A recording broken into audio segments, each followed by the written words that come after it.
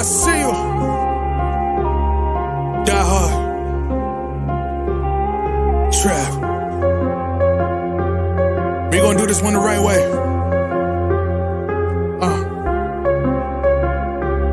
We in here forever. Yeah.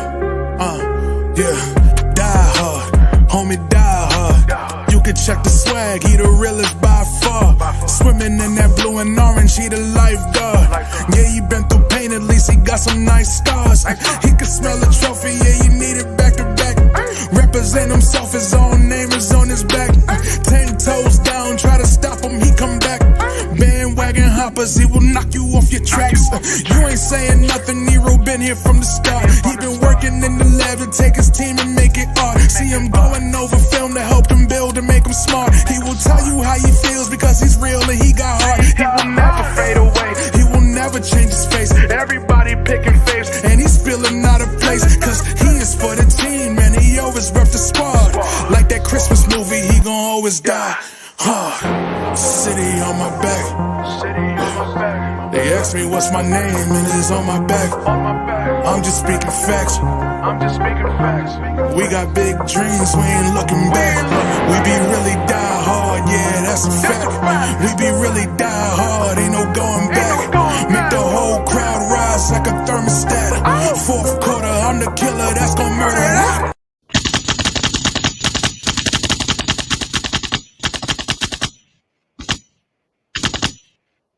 Dude, we are in game 2. Give me. We are in round 2. Game 1, round 2. Let me turn this off, man. I got Stephen A. Smith's yelling in my ear, man. Of all players, all people yelling in my ear. I got Stephen A. Smith, but he's doing his pregame thing on TNT here. You know, hoping that doesn't interfere with the broadcast that I got going on here. But I mean, yo, man, the Knicks were in the second round, bro. Second round. So I mean, it's a blur. I almost went to a game. I almost always go to a game, every single game, man. Watch alongs and stuff like that. I'm trying to pace myself. I went to the Knicks watch along, which was dope. Free event, you know, had free beer, free wine, free food and stuff, man. So I was able to save a little bit of money that day for that, man. But I mean, every day is a struggle to be in New York and things are happening. So just to be sitting in front of you guys, man, like I'm trying to say, it's not an easy task within itself, man. You know what I'm saying? Because you want to be outside. Once you're outside with your family, with your Knicks fans and stuff like that, you always meet people. I always end up meeting people and stuff like that at these events, and you end up having a great time. You know, shout out to Aaron and Jesus. You know what I'm saying? Those guys were out at the Knicks event, but they left. You know, but I guess because it wasn't their thing, and they went to Diamante. So shout out to Diamante's in Manhattan. So if anybody's in Manhattan and wants to go to a place to chill out with Knicks fans, check out Diamante's. I believe that's on 8th Avenue and 33rd Street there on the corner. Check out that spot. There's no watch alongs on my end, you know what I'm saying? As far as the Nothing But Knicks crew and the morning brew crew, no watch alongs today on our side. We will be doing game 2, man, for anybody that cares about that. Game 2 will be uptown. I forgot the name of the spot, but we will be in Washington Heights, man. So I'll see if I can pull that up as time goes on here, man. But I'm excited. I can't front. I actually was drinking today, so I don't know if you guys can see it in my face, man. I was a little bit drinking today, a little bit. So I woke up just in enough time to get myself ready for this pod. Still kind of not ready, man. I was sleeping in whatever you see me have on here. I was been sleeping all day because I happen to be off today, man. But I was drinking today, man. I was just enjoying. Because I don't drink anymore, right? So I'm only drinking now for the whole celebration of things. So I just was like just thinking about the Knicks and stuff. I was gonna do a pod earlier, but I was saying, yo, let me just enjoy this. So I was drinking my little light beers. You know, nothing crazy, you know what I'm saying? But I think I'm gonna drink too much. I went to sleep. You know what I'm saying? So man, it's just a lot of fun, man. If you're in New York City, man, and are afraid to go out, man, listen, see where we at, see where the Knicks fans are at. See where we are, and let's see if you can you know just come and hang out with us, you know what I mean? And you know we'll make sure, you know, not make sure, but just you just have that extra people that you know. You know what I'm saying? So let me just get myself together here. The game didn't start yet, but as you can see, Stephen A. Smith is all up in everybody's face here. The Knicks in the playoffs, so he's basically part of the Fairweather fan crew. You know what I'm saying? Definitely with the favor of the fan crew. You know, they're using him to sell the Knicks on ESPN. As far as TNT goes, they got they're showing a lot of footage, man. A lot of Knicks fans coming into the garden. Knicks did a good job of rebuilding the front of the garden. Inside of the garden is nice too compared to the way it used to be. So it's still a little bit too tight in the garden, but it's the King's Castle, man. Let me make sure I get this thing together here. You know, it's the place where kings were born, man. You know what I'm saying? You know, so many great events has happened at Madison Square Garden, whether it was this building or the buildings prior to this. But it is amazing, man. So anyway, to get into the garden today, you can still get into the garden for $196. It says, man. Let's check this out. That's crazy because I mean, for $167, 90 $193. I know a lot of people that do this. They sit and wait till like the last minute, see if they can get in. Section 224, you still can get two tickets there for 167 each. That's incredible. You know, that's incredible. Those are great seats. So if you can get in there, that's row 19. If you can get in there right now, man, please buy those tickets, man. 416 is also a good look. It's on the side, but it's a little bit more secluded compared to the rest of the garden because I've been over there also. 207 is nice too. So they got plenty of great seats in the garden still right now if anybody's interested, man. But the game's about to start. So if anybody's out there, you know, on the sides or close enough to the garden, you feel like spending the money last minute to get into the spot, that's a good look, man. You know, so good luck to anybody that's doing that. Yo, man, we got to get ourselves motivated here, man. The Knicks are in the playoffs, baby. Look at this, the playoffs, right on the screen. Scrolling down here, I didn't get a chance to talk about anybody on this team, man. So, before we get started here, let me just make sure get the box score going. Looks like the Knicks drew first blood. So as you guys know, I will be behind a little bit because TNT tends to do a little bit delay just in case something wild happens. But I'm a little bit delayed. You know, right now we're at 11:47. See, I saw you. The Knicks has scored already. Brunson already in and out. They got Nemhard on him here, so Nemhard is guarding him. So the thing with the Pacers, they do have a lot of height. You know, so Nemhard, as Brunson just hits his first shot on Nemhard has a little size to him. I believe Nemhard is about 6'5" or so. He might be about 6'5" because he is bigger than Brunson. As far as DiVincenzo, he's the one that's going to be guarding Halliburton, man. So between Halliburton and Nemhard, they're both really kind of the same kind of player. Wow, DiVincenzo right behind on Nemhard just hit him in the back paws with a block there. It goes Hartenstein all the way inside for the first fast break point there. Two baskets for the Knicks, 4-0. Man, so the Knicks are locked in, as you can see. When they're working their defense here, the Knicks are playing the same kind of defense that they played against Philadelphia, throwing a 2 to 3 man block to stop guys from penetrating. You know, so that's going to be the Knicks game plan: stop them from penetrating, stop them from kicking out to the threes, and probably try to stop them on the fast breaks. Also, Hartenstein is in the elbow in his usual spot, comes around the screen. Mr. Brunson picks it up, gives it back to Hartenstein inside. He had the floater there, try to get it out to the corner for OG for three. He does. OG misses in the corner. Here comes Indiana, trying to get their first on baskets here. Get their 3-point shooter, kicks it out there, number 43. Back over to Halliburton, wide open. Josh Hart just leaves and lets him shoot, and he knocks that down. So Indiana is up 5-4. So leaving guys open like that, I know Tom Thibodeau hates that. Giving guys confidence for no reason there. Josh Hart had all the time in the world to get out there and stop that 3-point shot. You know, they're too busy trying to stop the guys from penetrating, but you cannot allow guys to get wide open 3-point shots there. So anyway, OG sets a screen for DiVincenzo all the way to the basket. He isn't able to finish there. Here comes Indiana, number 43. The center's pushing the pace here. OG's got him, kicking out to three. So transition 3-point shots as Nemhard hits a three in the corner. That's how they're going to kill the Knicks. Transition threes, guys. So right off the bat, transition threes, well, that's gonna plague us the whole series, man. So let's see if the Knicks can get that together. As Brunson comes across the timeline, Hartenstein's right there. Brunson on the elbow, comes around another Hartenstein screen, back to Josh. Josh over to DiVincenzo. DiVincenzo back to Hartenstein now. Hartenstein in the elbow, looking for a cut. DiVincenzo does, a little bit slow, but Brunson double cut right behind there, slapping and whapping behind. But they're gonna call a foul on who? It looks like Brunson was over the top, but I don't know if they're gonna call a push on Swaggy P pushing on Brunson there. So it is gonna be Nick's ball. That's kind of a weird call there. Man, I'm excited, man. You talking about nerves? A lot of nerves right now. See some people popped in the chat. No, I miss you guys, man. I haven't seen you guys in a couple games. OG fade away at the free throw line, misses that. Hartenstein tried to get it, but nice box out there by number by number 33. Excuse me. I got to get these numbers together here. Let me get my phone together. Here they go swinging the ball around. So right now, once the Knicks got these guys in a half court set, I think the Knicks have them.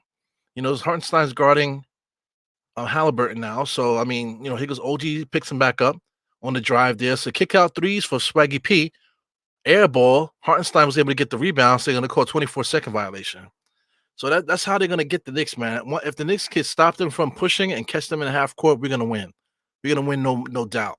But if we lose them on the fast break, man, they're trying to get fast break threes every single time. That's how they're able to score so much points. So if the Knicks can close that door on them, then we should be able to win this series, man. Here goes Brunson just bullying them hard there. Gets right into his office, pulls up and knocks down again. So that's going to be the series right there. They're going to use Nemhard's height to guard Brunson, and Brunson is not afraid of Nemhard. He busts his ass daily. Here goes Swaggy P. Swaggy P's number 43. That's Pascal Siakam. He got stolen there. Brunson, wow, big time move there. Left-handed Statue of Liberty type of lip there. He misses it, but he's going to the line. Yeah, man, big time game so far, man. We're gonna get some free throws going here. I think Brunson's gonna knock down both of them. So let's get some of these names down right here for the Pacers. You got Nemhard. They got him listed as a shooting guard, but he's been playing point guard for the most part here. Swaggy P, that's Pascal Siakam. I'm gonna call him Swaggy P the whole time. So you got Miles Turner is the center. Miles Turner's name is like erased out of my mind right now. Halliburton's out there, and then you got Naismith as the I guess small forward there. So Indiana Pacers can't really mix too much. They can't really, because a lot of people saying that they're going to put Naismith on Brunson. I don't think that's the good strategy for them. So far, Nemhard is the one that's on Brunson. So I think that's the best strategy if you're going to try to stop Brunson. So once again, I am behind, guys. So Brunson just made his 2 free throws. Halliburton's pushing the ball here, being guarded by DiVincenzo there. Knicks are trying to stop the fast break. Here comes the transition 3-point shot as my man what's his name? Turner misses the transition 3. Brunson on the outside here, dribbling a little bit too much here. Crosses over, fakes the 3, jumps into the 3-point shooter. So the thing is, like it's one thing to jump into the guy. He was there open and he shoots the 3.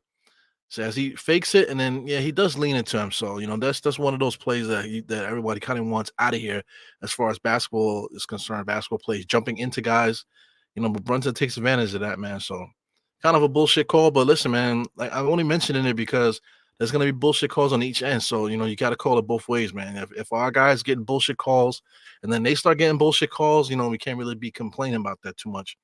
But the Knicks are up now. I see 7 on the game clock now is about 7:21. As far as my game clock, I'm looking at it now. We got Brunson shooting his free throws.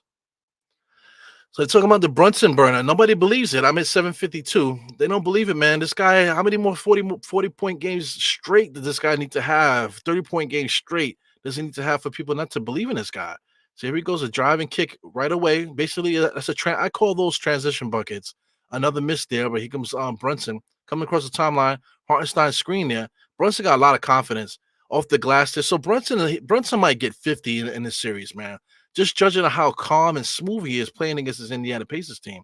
Nemhard comes around, goes all the way into the paint. Good defense there by Josh Hart. So the Knicks are taking something out of the Philadelphia book there, as Hartenstein gets a little transition bucket, misses it. Jumping behind guys and getting the block from behind. So here goes Naismith right to the basket. Hartenstein there for the rebound. Here comes the Knicks, little casual fast break here. DiVincenzo fakes the 3, gives it over to Josh. Ooh, cross to OG. I don't know what Josh was thinking of there. He was trying to throw it to Hartenstein. Hartenstein wasn't paying attention. So Hartenstein let it go to the corner, but it wasn't meant to go to the corner. I was meant to go to Hartenstein. Yeah, so shout out to the young lady sitting baseline there watching the game. She wasn't paying attention. She looked like she might have got hurt. Listen, man, don't go to these games if you're not going to watch. I don't understand, man. So Knicks up 12-8 at the moment here. We got some delays here. So yeah, they just spilled drinks and stuff like that. So my thing is, if you're gonna be baseline and you're here at a game, look, watching the game, you see the young lady there. What does she have a? I don't know what she has on. It looked like she had a Bucks jersey on.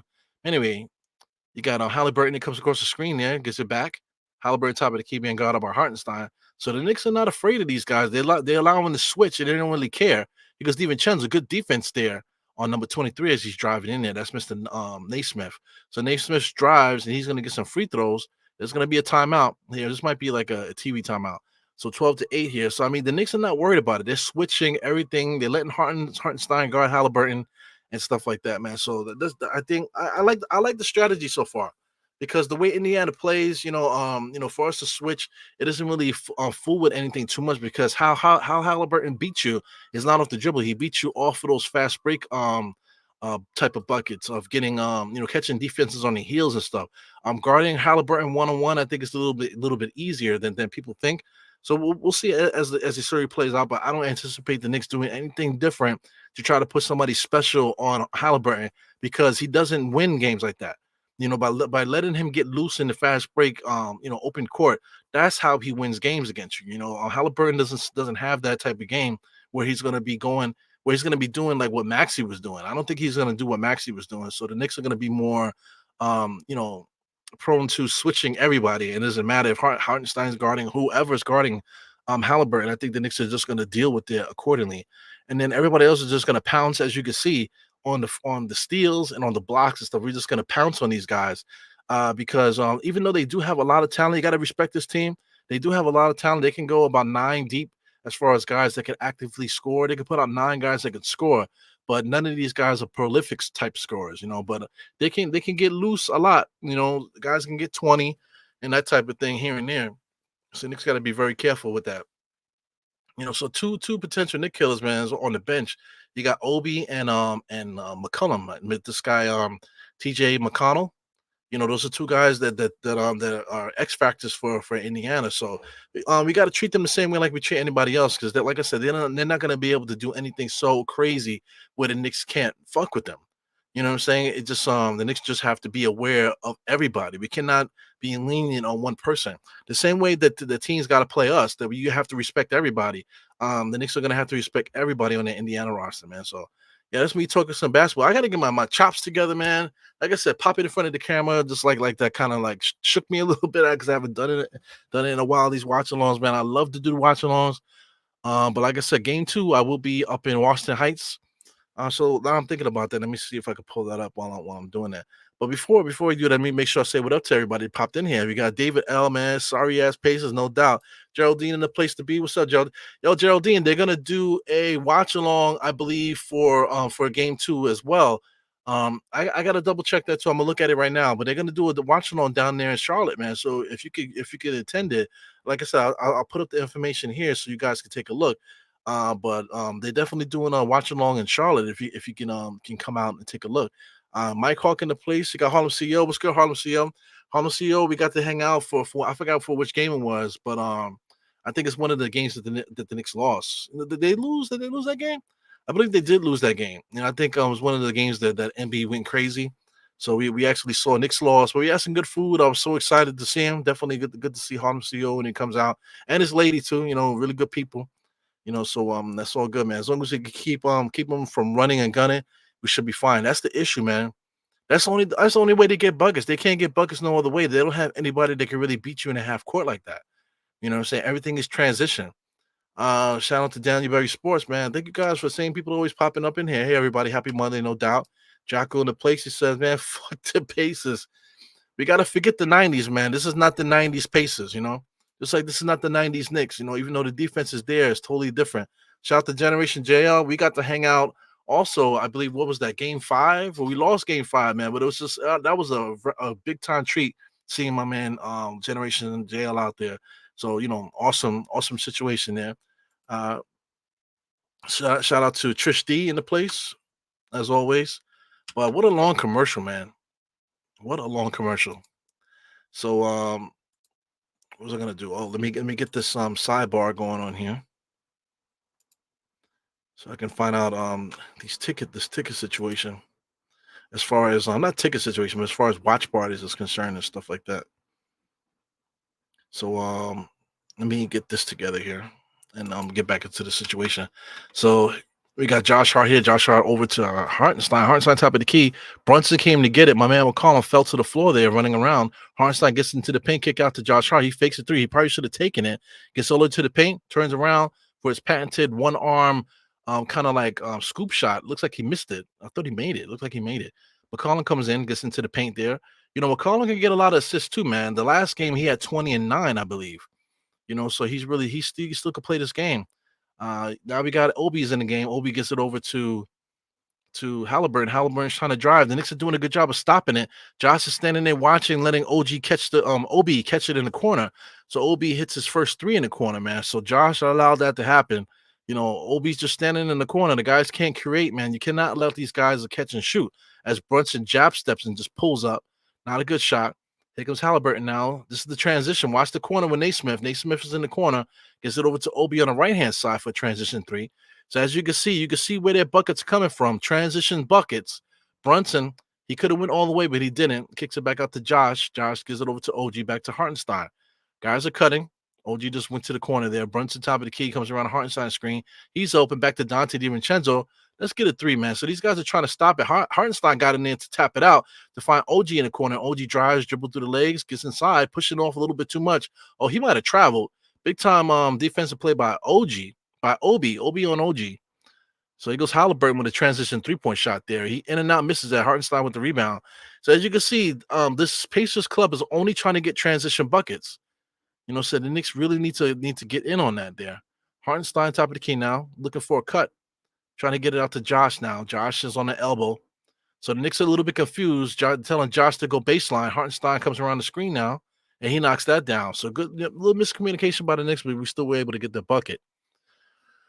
Here we goes. Halliburton here, left-hand side. It's going to be right-hand side. DiVincenzo did a good job of stopping that. OG is a little bit too deep. So this Indiana Pacers missing a lot of three-point shots, man. If they made half of these shots, the Knicks would be down right now. Josh going right through these guys. Like number 33 has no ability to catch him on the perimeter there. So I mean, sheesh, man. Miles Turner is a shot blocker. You got to respect him. Not a good rebounder, but he is a shot blocker. Led the league in shot blocking the last couple of years. But look at the lateral move. It just blew past him. There's no way for him to recover there. So there's a lot of things the Knicks could take advantage of, man. I don't think the Knicks thought that they were going to be able to get that open on certain plays like that. So I think the Knicks are kind of shaking a little, rattled about how easy it is to get things going here. But like I said, I got to keep reiterating, man. As far as the fast break buckets, this Pacers team, they live by these fast break buckets, man. But I just think the Knicks defense is better. Is better than theirs.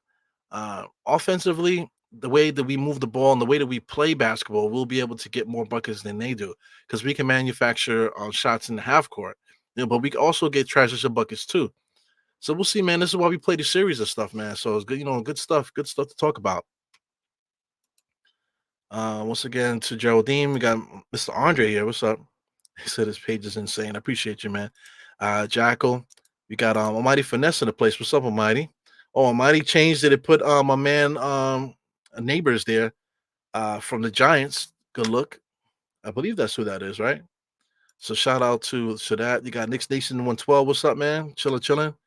Mighty Finesse says we're going to the finals, baby. We'll see.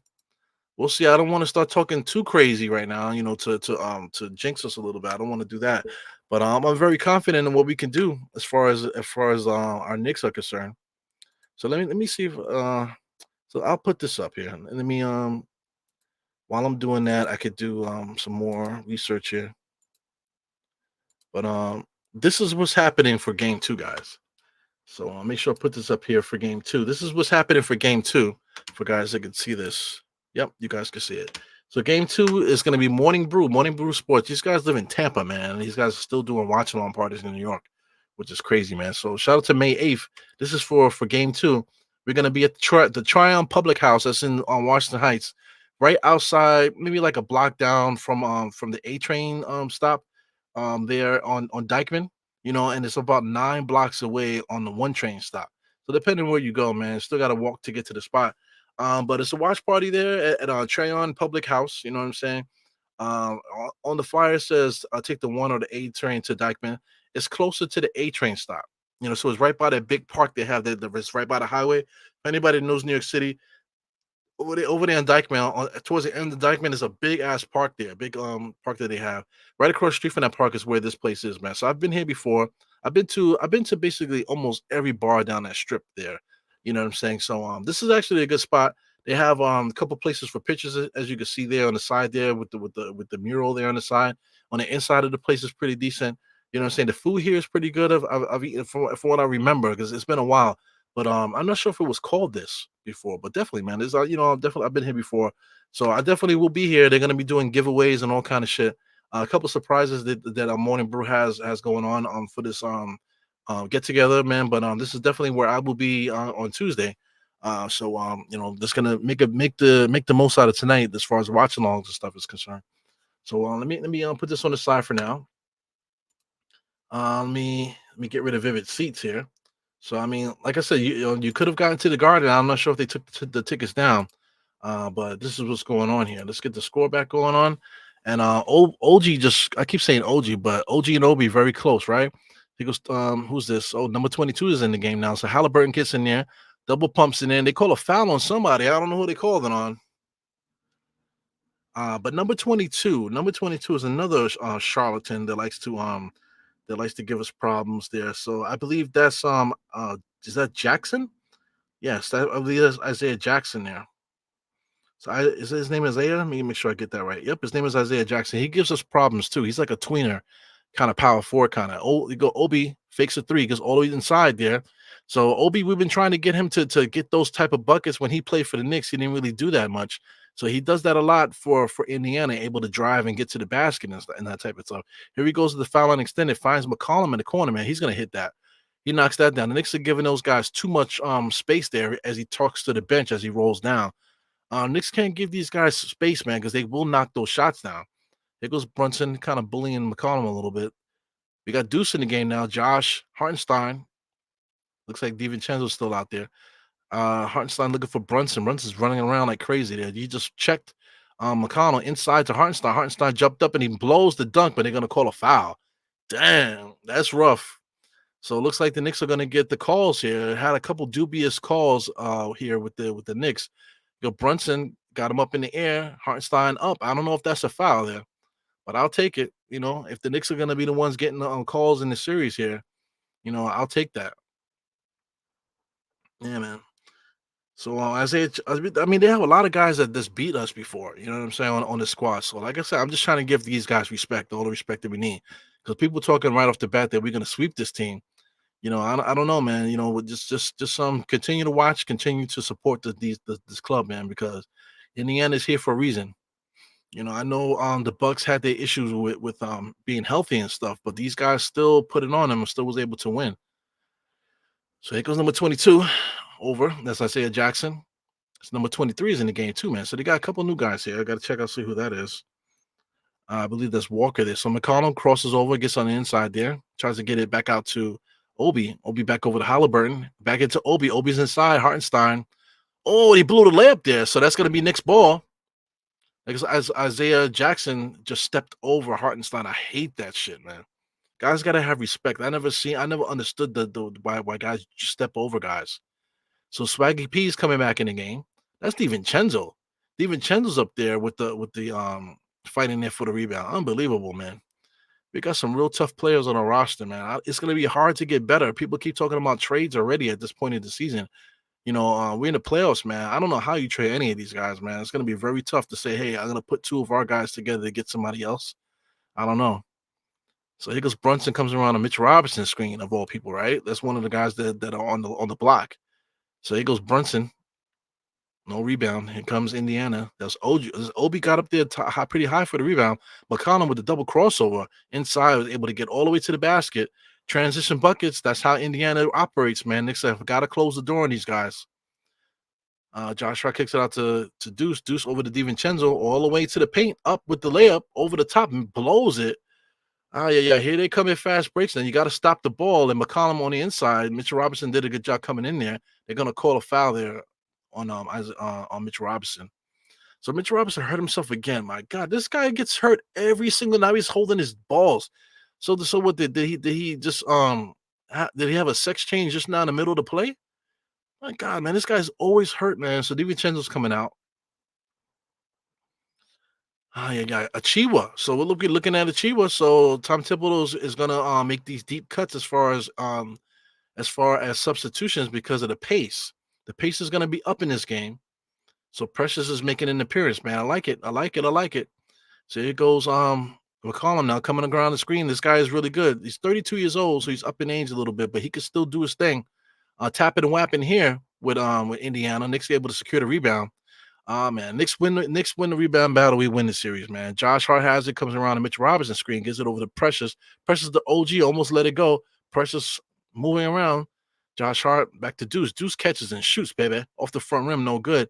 Here comes Indiana. Gotta slow these guys down. Swaggy P trying to get penetration, loses the ball. OG's right there. Josh is there. Josh, good defense on Swaggy. Off the front rim, no good. Josh still with the rebound, so Josh is going to lead the break. Precious is running. Precious, Josh gets all the way to the basket, try to find Precious. Finds OG in the corner for three, knocks it down, baby. Foo, foo, foo. 3-point shot in the corner for OG. I love it. Oh, steal by the Knicks. Here goes Precious leading the break. Precious is going all the way to the basket. He gets slapped and whapped. OB had to take a seat, falling on the floor there, trying to defend the Knicks on a fast break. So that was Josh Hart stopping a pass. Shout out to number 26. So Indiana's going pretty deep, man. I'm trying to catch who's out here. That's Shepard. You got Shepard's out there. You got Isaiah Jackson is out there. You got Obi Toppin and McCollum. Those are the guys that are out there for Indiana Pacers there.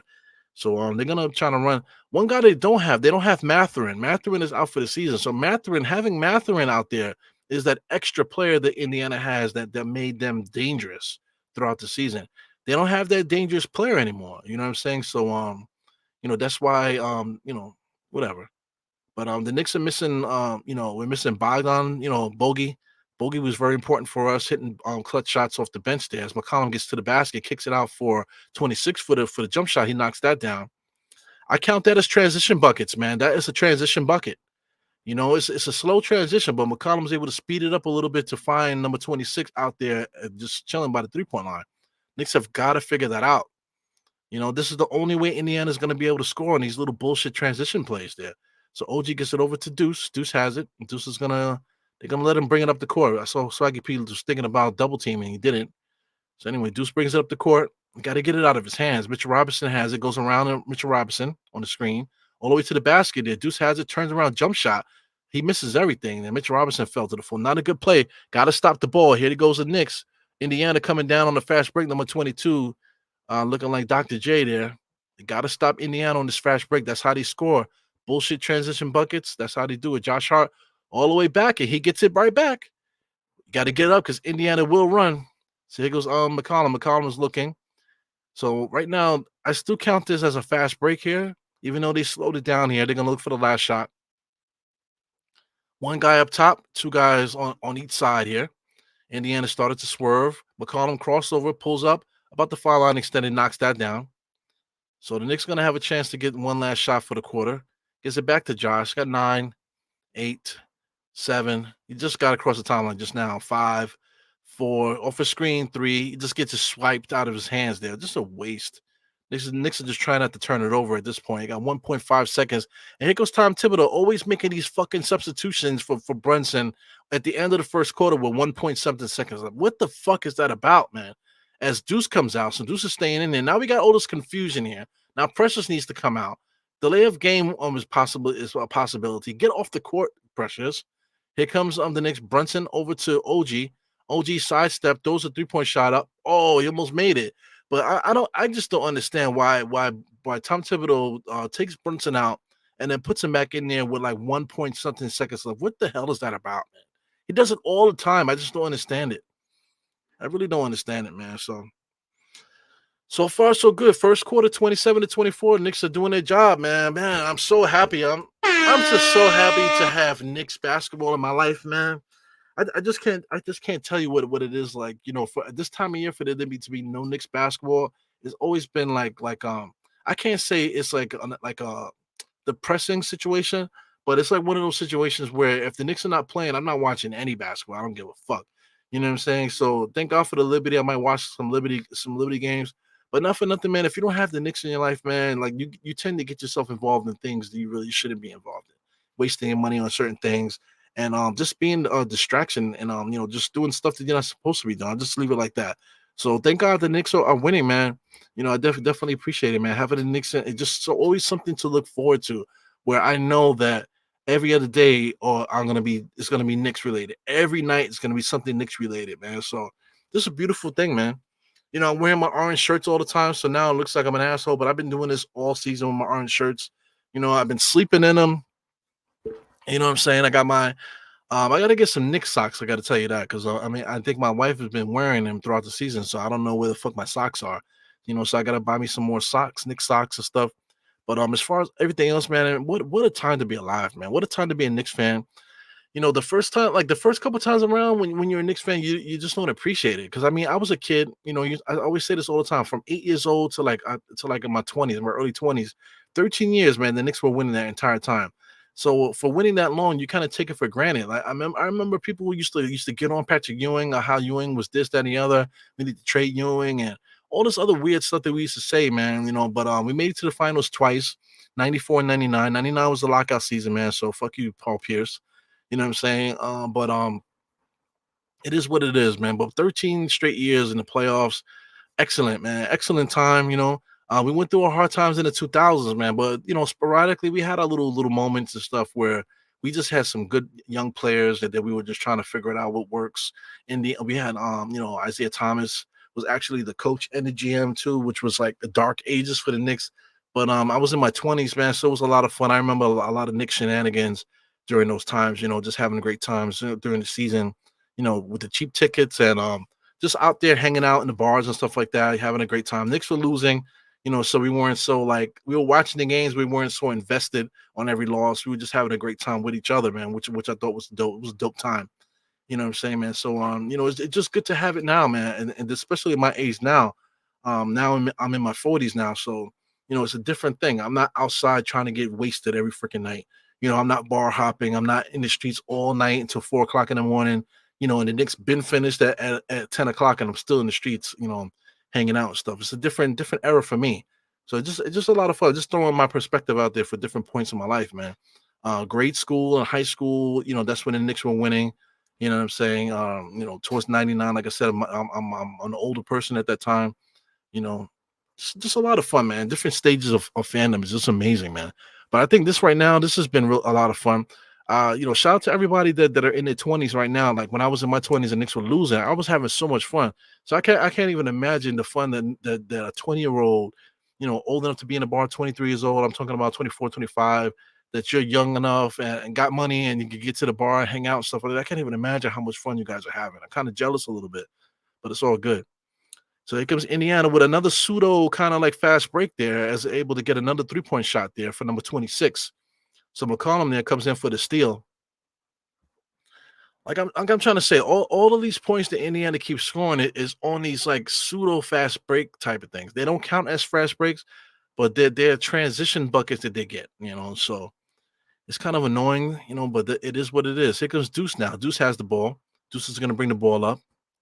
So now Brunson's out the game. So you put Brunson in for the last second of the game, and then you bring now you take him out. I just don't understand that strategy. So I don't know if Harlem CEO was saying that, but we'll see. Here goes Deuce. I mean OG. OG's just bullying inside there, but he can't finish. That's what they got about OG, man. He cannot finish. Here goes another transition bucket here. They're trying to see Indiana's trying to get those transition buckets. Wow. My man number 22, he got that ball up there. I don't know if they're gonna count that. Yeah, but as you can see, Indiana's trying. They have a fierce fast break of getting that ball up the court quick, boy.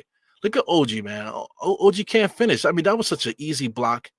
OG has no ability to score on the inside, man, which is annoying. So here goes McCollum. I'm counting this as a fast break bucket there. Comes around the screen there.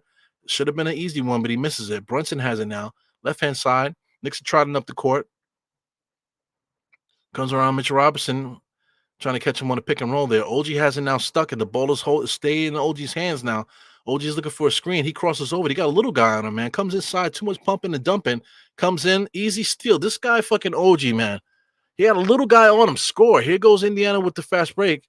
McCollum coming around the screen there, driving up, blows another layup. Number 22 is a thorn on our side. He comes in there. He's going to get, I don't know if they counted that bucket. They counted the bucket. So that's 29 to 27. So this is their first lead of the game here. So this guy number 22 is giving us all kind of problems here. You see, McConnell, like I said, I count this as a fast break. He blows it. Mitchell Robinson is way too deep there. Way too deep, just standing around. He needs to be boxing out somebody at all times. He just stands so deep underneath the basket, and if somebody's behind him, they easily can get the rebound. He needs to be able to box out, bro. It drives me fucking crazy. So anyway, let me get back to what you guys are saying here. So Nick Nation, it says we're better defensively. We could play fast, slow. I get it. It said Knicks at 5, Dykeman and Broadway. Absolutely, that's exactly where it is. Uh, the pace of the game is crazy. Yes, as you can see, Indiana can get up there quick, man. Here goes Josh, comes around double screen now. Get back to OG. OG gets in the stops, man. He looks like the anti-mellow a little bit. Hartenstein has it, look in the pass, gives it over to Brunson. Brunson jab step crossover. McCollum got two hands on him. He got to get the shot up. Something seconds left. He gets it on the rim, misses it. Good boxing out by number 22. Here comes Indiana with their fast break. Nemhard gets it over, finds over to number 26 there. 26 back to. Anyway, McCollum has it now. Looking, Spaggy P, foul line extended, kicks it out to Nemhard. Nemhard back over to number 26. Good defense by the Knicks. Nemhard has it 4-3 to the basket here. Josh Hart, good defense. Fade away, no good. Number 42, that's Swaggy P with the rebound. Comes inside with a little in between jump shot and misses that. So who are they calling the foul on? Come on now. Who did they foul? It was a late call. That had to be a late call. Let's see what happens if they call foul on number 22. Oh my god, what a late call that was. So that's 29 to 27. So my man Kyle has a spit cup. What the fuck? Anybody see him to spit the cup and put it to the side? It's disgusting. So Precious is out the game. What the hell does he have on his feet, dude? McCollum now has it. He traveled there, picked up his pivot foot, gives it back over to number 22. McCollum looking for 22, throws it up off the glass there. Josh Hart, here goes Brunson, middle of the court, dribble around, trying to take the bump and dump. He does it, lays that up. Hartenstein was right there to clean up the pieces. Here goes McCollum looking for the semi-fast break there. Takes a kind of there he goes. Finally takes a screen from Swaggy P. A lot of pumping and dumping there. DiVincenzo was able to get back on D. OG's guarding Swaggy right now. Number 26 over to 22. 22 up to Nemhard. Nemhard fakes it, goes off the screen there, back up to number 22. Off of Hartenstein's chest there, lays it right up. So number 22 is coming in, causing all kind of havoc on us right now. Josh trying to take advantage of the fast break there, wasn't able to. Knicks come back. Hartenstein sets a semi-screen over to DiVincenzo. Find OG in the corner. OG jab says back to Josh. Hartenstein has it. Looking for guys to cut. Guys are not cutting, standing still. Brunson has it. Hartenstein sets the screen. Little jab step for Brunson. No shot. So here comes Swaggy P pushing up the middle over McCollum. McCollum full head of steam all the way to the basket. He lays that up. So these fast break buckets are killing the Knicks right now. Tom Thibodeau needs a timeout. We absolutely need one. Brunson is bringing the ball across the timeline. I thought I saw Tom Thibodeau call a timeout, but they're not going for it. Here goes Brunson inside the Hartenstein to DiVincenzo in the corner for three. It took him forever to get that to him. Missed it. Josh Hart fighting for the rebound. Slapped it and whapped it. Gets it over DiVincenzo. Back to OG for three. Give it to me, OG. Yes, man. OG's not playing his best basketball right now, but just made that bucket. It takes us back to where we need to be. So it ends up being a Rick Carlisle timeout. So I could have sworn I saw Tom Thibodeau call for a timeout, but the Knicks ignored him, it seemed like. But OG just got a transition three. So the Knicks are down by one with Carlisle and his spit cup rubbing digging in his nose, spitting in cups. Oh my God, man. We just came off the pandemic. Why are we doing that, man? Jesus Christ. Space goes coast to coast. I see you, brother. Where you at? There you go. He says, "What? Well, you want good? What's good, right? Yeah, I got you, no doubt."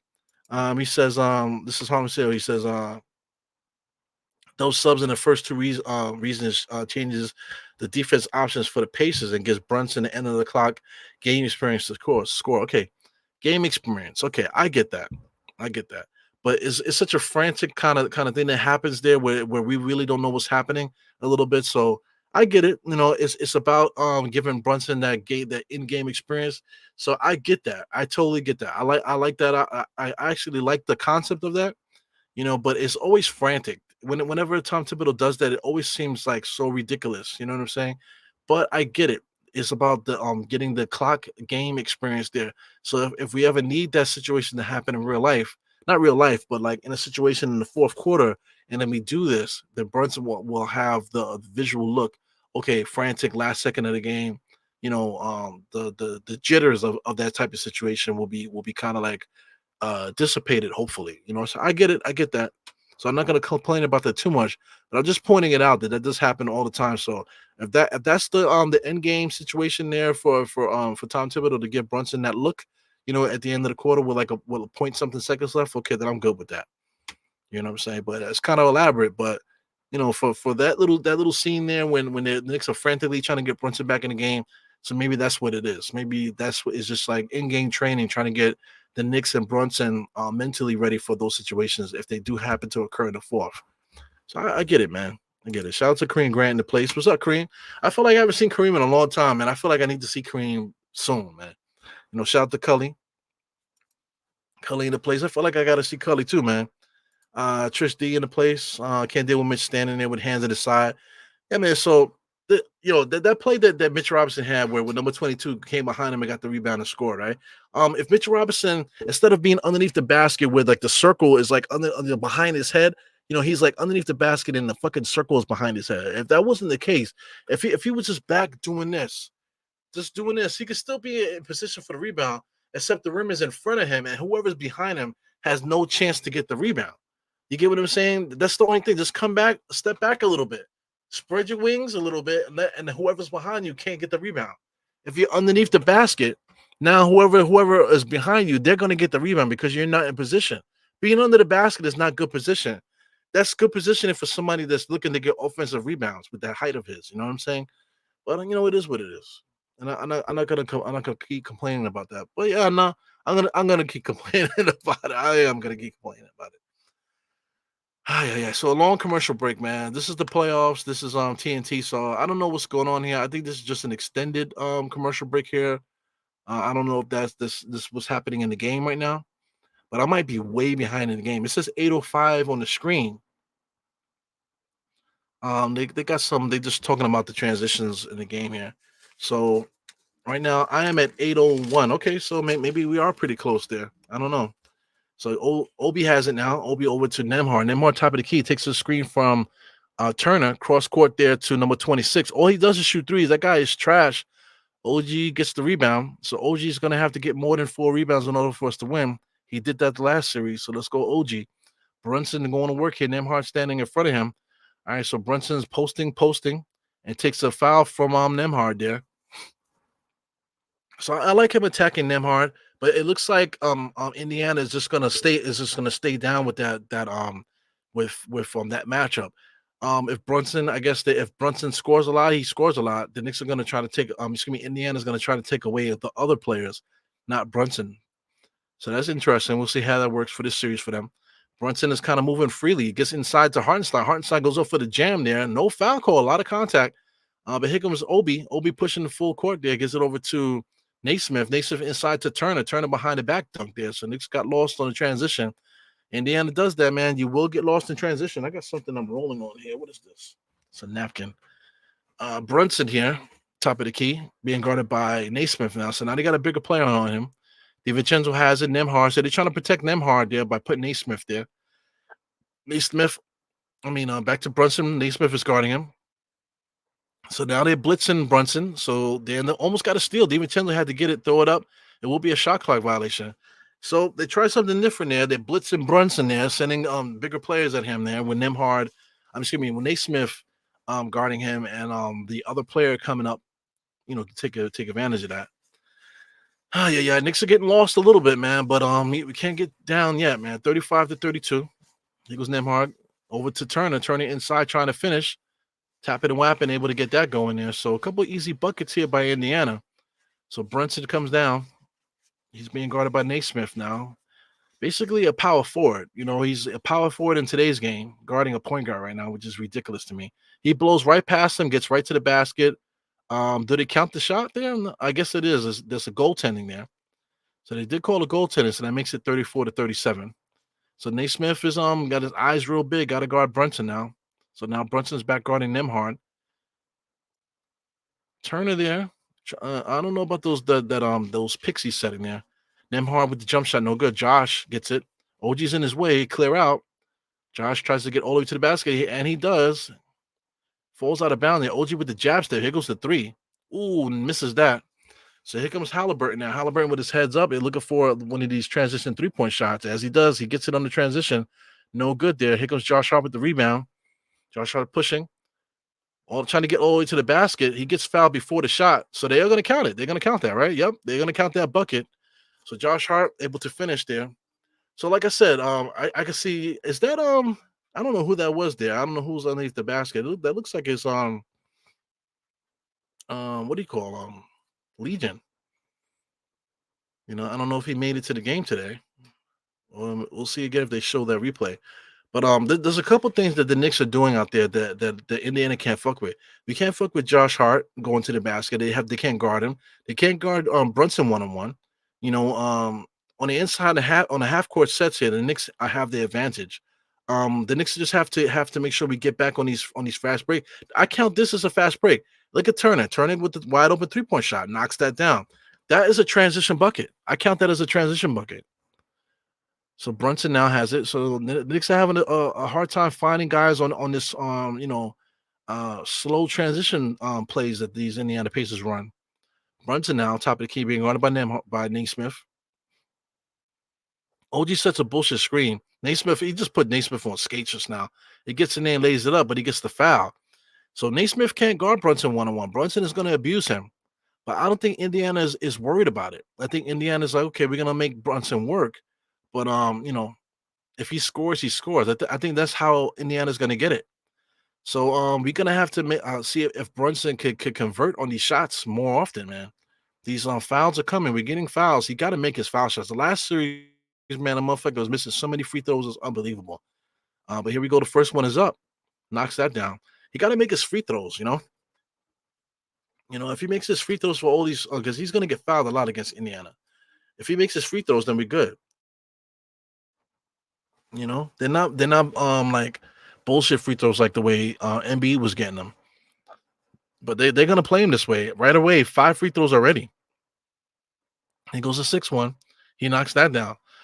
So 6 free throws from Brunson. They weren't all bad fouls, man. These are fouls. From what I noticed too, Indiana's not complaining either, man. So here goes McCollum all the way to the basket. Good defensive play by DiVincenzo. OG's not paying attention, but he dives on the ball there, looking for somebody. Gives it to Hartenstein. So they call the timeout. Knicks call the timeout. Okay. So I mean, just on watching OG, I'm trying not to nitpick. I tend to nitpick on certain players, but OG has definitely been a step slow sometimes, reacting a step slow or to reacting to certain plays, man. So just now he was open, and DiVincenzo, he wasn't even paying attention, wasn't even looking at the ball. He was too busy defending, not knowing where the ball is. Shout out to Clyde Frazier. He always says that you got to see your man, see the ball. So that time, I think he just too busy focused on guarding his man that he didn't even realize the Knicks had the ball. So DiVincenzo slapped the ball to him. He wasn't even looking at him, and then he finally reacted to it, knew the ball hit him, turned around and jumped on the ball, which is a good heads up play. But he wasn't paying attention to begin with. All right, so this is my dinner for tonight on Dr. Pepper. So yeah, man, you guys are knowing I'm trying to get my weight together, man. But I ended up gaining my weight back, man. So I lost like I got down to 247, but somehow, man, I basically gained 10 pounds. I don't know how the hell I did that. I know I wasn't in the gym for this vacation. I was on vacation this week, and I fucked around and I gained my 10 pounds back, man. So I'm basically like 257 again, man. So I feel it all over my body too, man. So it is what it is. So long picture, man. I'm waiting for my birthday, which is in July. So still got enough time to make significant changes towards that, for my birthday, so I can at least get my weight down for my birthday, but definitely fooling around a little bit too much with this, man. As the Knicks are fooling around with Indiana, but it's to be expected. So who else we got here? That was a TV timeout. That's why Tibbs. Okay, I got you. So Zach Zarba. Okay. I didn't even check to see who the refs were. So let me do that while we're looking. But I also want to show you the Charlotte get together. So Morning Brew, the Knicks Morning Brew guys, they definitely have a get together happening. Here we go. This get together is happening in Charlotte. Okay, let me get this together. So this get together here is happening in Charlotte, guys. So once again, shout out to Geraldine. I would be so jealous if you pop up to this, Geraldine. But this is going to be in Charlotte here, North Carolina, Charlotte Knicks fans. If you want to pop up to Twins Peak Lodge, it's in Concord Mills in Concord, North Carolina. So if you're close to Concord, North Carolina, or if you know how to get there, you find your way to Twin Peaks Lodge. So this is where they're doing the get together here. Shout out to God Up Knicks is going to be there. Jigga Porto from Morning Brew Sports. Anybody knows who Jigga Celso Porto is there. You know what I'm saying, Mr. Jigga. He'll be there. Uncle Fulio is also a part of this. So basically everybody that's down in Charlotte area, they're all putting their hands on it. Shout out to Jay Boogie. I'm not sure if he's going to be there, but Jay Boogie's down in that area, man. So all of the South Carolina Knicks fans will be at this watch party. So, like I said, for the Game 3 watch party, guys, Twin Peaks, Concord Mills, and Concord Mills Boulevard, 8601 Concord Mills Boulevard, and Concord, North Carolina. If you're in North Carolina, man, please go to this, man. They got drink specials, $5 Jack and Coke, and select shots are gonna be $3.99. Okay, sounds good. You know what I'm saying? But it's Charlotte. Charlotte's definitely cheaper than New York. I'll tell you that much, man. So if anybody's out in Charlotte, please check this out. I'll be showing that periodically. But let's get back to this game here. So the Knicks are trying to take advantage here. Josh Hart gets all the way to the basket and they call it travel. Oh my God. See, Josh Hart needed to finish that. He gets in there, he takes a little extra step. So when they do stuff like that, I can't really complain about it. The referees are watching the game. So here comes Indiana coming across the timeline here. This is a fast break. I'm counting this as a fast break. Look at Turner there, wide open for three. He should have shot that. Here goes Naismith now coming around the screen. Look, as you can see, very quick when the way that they pounce on these plays here. But they start these plays from basically at the half court line. So they're trying to get a full head of steam. And like I said, Naismith is going around these screens with the double crossovers and stuff like that. To me, all of this counts as fast break buckets to me. As if I'm defending it. Because you have to defend it in such a way that if it's an open court thing. So anyway, McCollum is guarding Brunson full court now. So McCollum's 32, man. He's been around, got a lot of experience, man. I would love to have him as a backup point guard if you want to talk about that. I goes Brunson over to Josh. Josh finally OG fixed the three. He probably should have let it go, man. Josh back to Hartenstein. Brunson is cutting. Josh is coming around. Comes around the screen. He has to get the shot up. Fade away off the rim there. No good. Hartenstein is there, but on good box out by Swaggy. Swaggy P's there. Josh Hart picks him up. Almost got a steal there. So Swaggy P too much dribbling. Caught him going to the basket off the rim and knocks it down. I count that whole situation as a fast break bucket. You guys are going to be annoyed with me by the end of the night. But here comes Brunson. I see what do you call it? Super chat. Shout out to De La Music. Here goes DiVincenzo inside. Nice little sidestep floater in the paint there. So here goes Indiana. This is a bucket here, guys. Transition play. McCollum takes the first screen, gets to the foul line, kicks it out. Swaggy P has it now.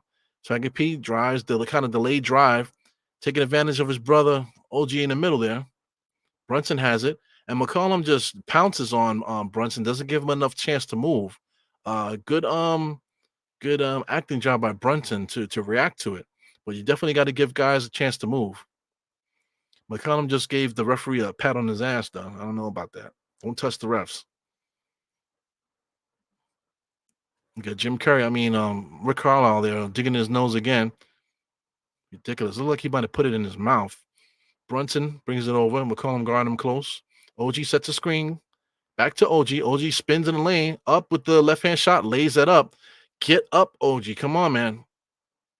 OG could score that basket, man. Here goes McCollum pushing. Back out to Miles Turner. Easy transition buckets there, man. He misses it. DiVincenzo high for the rebound. Over to Josh. Josh is walking it up here. Looking for a way to blast to the basket. Picks up the ball though, excuse me. OG top of the key. Back up to Hartenstein. Hartenstein has the top of the key. Tried to get OG on a cut. Brunson has it now. Over to DiVincenzo. Jab step. Number 26 all in his face there. Crossover all the way to the basket. Big time drive there by DiVincenzo. Clap it up for him on the left-hand side of the rim. Here comes Halliburton. Josh Hart has him now. Here he goes, comes around the screen, tries to get a full head of steam there, pulls it back. Here he goes again with another full head of steam all the way inside.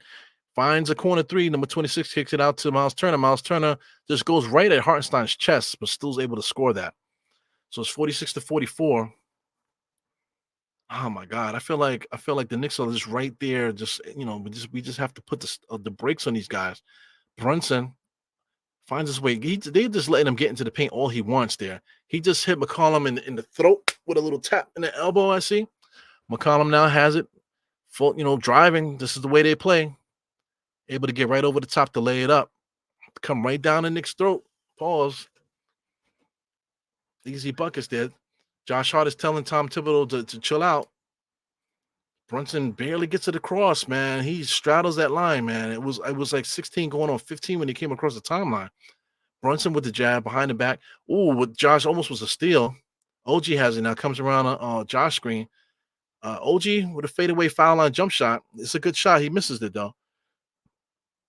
Here goes Indiana again. Swaggy P was able to get all the way inside there on OG and just turns and shoots that with the right hand. So I mean, they're able to get these quick shots, man. As the Knicks come down, trotting down here. Hartenstein back to Josh. Josh comes down. Foul line extended. They tapped and whapped it. Here goes the fast break. DiVincenzo alley oop there to number 26. So these transition buckets, man, they get these points up quick, man. So basically 3 buckets back to back here by Indiana. 52 to 46, man, to end the half. This has been a quick half, to tell you the truth. I've been calling this game since the beginning here because DiVincenzo slapped it out in and out on that layup there. I got to tell you, I've been watching this game since the beginning. This has been a very quick game. I feel like the first 2 quarters went flying by, man. 52 to 46, man. Here goes Indiana bringing the ball over the court, nice and easy, man. They have their strategy, and I think they're doing it to the fullest here. Here goes McCollum there. Josh is guarding him, giving him too much space there. They're giving him a full head of steam to drive to the basket. McCollum blows the layup. Here comes Brunson. Knicks are letting Indiana get these plays going. Brunson on the inside, no look pass to Josh. They slapped it out of his hand. It should be Knicks ball, and it will be. So I mean, I just feel like the Knicks are just letting Indiana just casually do what they want to do as they come down. I think that could be fixed. We got to see how they play it. Brunson comes across a Hartenstein screen. He just pulls up, misses that. Josh is right on behind number 26. Number 26 is running to the corner. Somebody got to be aware of that. Here comes Halliburton, gets across the timeline. He's going to turn the afterburners in a second. Are they going to send a screen? Here comes the Swaggy P screen on the left-hand side. Comes in there, stops, pops, knocks it down. There goes another three-point shot. Like I said, these plays are starting for Indiana right at the half-court line as Hartenstein is going to get a half-court shot. And he knocks it down. Does that count? Does that count? Yes, it does. I think that counts. So I'll take it, man. The Knicks definitely needed we needed a bullshit basket to have us catch up here entering the half, man. That has to count. They're going to review it. But I think that will count 49 to 46. And 49 to 46 is better than 46 to 49. So he absolutely got it off in time. Bam. So that's definitely going to count there. 49 to 53. So is that 55? 49 to 55. That is not a good look for the Knicks here. But like I said, this half has gone by so fast. The quick buckets that Indiana has, man. I've been saying it the entire game. Their entire offense is bent on these fast break buckets. So even if they don't get the fast break bucket right away, because they're looking to run, they're looking to get right up on the rim on you. If they can't get on the rim, they're looking to get corner threes. So they've been able to do that all game so far. In the half court, if they can't get the fast break going, they let Halliburton or McCollum get all the way up to the half court line, and then they set a screen and they have them just go downhill, and then the offense turns back into as if we're in a transition bucket again. So the Knicks are gonna have to just adjust to the style of play, because this is totally different from what Philly did. Philly was top heavy and they were doing a lot of one-on-ones, and it was just like we were just like really fighting them one-on-one, battling basket to basket. This game is going to be different, man. Transition plays, the way that they play, the Knicks are going to have to figure out a way to pick up the pace on this team, because Indiana, they can put the buckets, they can get these little fast break buckets on you before you know it. You're down by 10 on this team and you don't even know how it happened. The problem with Indiana is, though, that it's very easy to score on them. But if they keep coming out on you on these like 5-0 runs, 5-0 runs, 5-0 runs all the time, and you're not coming back on them, That's how you're gonna lose these games to Indiana. So that's my 2 cents with that. But Dale Music Man gave me the first super chat, man. He says, we look too comfortable. Got a spot for you, Westbury in the bush. I got you, man. So I mean, I haven't had a chance to go out there, man. What a fucking busy year this was, man. I can't believe that we're here in the second round of the playoffs, man. Just so many different invites and stuff, man. I know you for one has been trying to get me to go to Westbury out in Flatbush for the longest time, man. I know you said it's like right by what do you want to say the Prospect Park area. So I definitely got to check that spot out one day. I don't know when I'm gonna be able to do that, but we'll see, man. Kareem Grant in the place, man. We missing a lot of bunnies. That's a big thing. I saw you when you posted that a little while ago. We're missing a lot of bunnies. DiVincenzo missed a couple. Josh missed a couple. OG missed a couple. Brunson missed a couple. Hartenstein. We're all missing these little bunny shots, man. So if we make those little bunnies, then we'll be at least either winning or we'll be just a little bit closer to what Indiana is at 55. Yeah. So it is what it is, man. We was up by 4. Yeah, we was up by 4 in Indiana. Like I said, they could score very fast. Before you know it, you don't know what they did, but they're up on you. You don't even know how they did it, and because they don't have any one-on-one play. They just running team basketball. They have a concept. They have a team concept, and they run that concept every single time down. So that's why they're tough to beat. Shout out to Kelly says, damn, so man, I can't see. Uh, Oh my God, man! Get yourself together. Get yourself together, man. Second half of this game, try to work out your Wi-Fi issues, your cell phone issues, and stuff like that. Got enough time to get it together before the second half comes into play. It's going to be interesting how we attack this team, because the way that they're attacking us, there's no other way they can go about winning games. This is how they play. So the Knicks are going to be the ones to make adjustments to the style of play, because this is how they're coming. They're coming like this, and they're never going to stop. The Knicks have to figure out a way to counterbalance what they're doing and get back into do what we want to do, rather than trying to catch up to what they're doing. You get what I'm trying to say? So let's get this halftime report going, man. 55 to 49. I already gave you my game plan situations, man. But let's take a look at the game summary as far as quarter to quarter is concerned. Uh, 24 to 27, as the first quarter. Knicks were up. Second quarter, 31 to 32. So you knew what was going to happen. At one point, Indiana is gonna go up, and Knicks are gonna be a little bit confused. 22 points is not really a defensive stop on their side. It just more has to do with the Knicks were a little bit confused, probably shell shocked about how quickly Indiana was getting these buckets, man. So if the Knicks can get themselves together, hopefully they have that conversation at halftime, clean up some of the mistakes, and see how that goes in the second half here. Very confident in my Knicks here, so we'll see if we can win. We definitely got to protect the house, and basically win every game that we possibly can win. So let me get into the game charts now. Starting off with the shot chart. Shot chart is probably going to tell you a lot.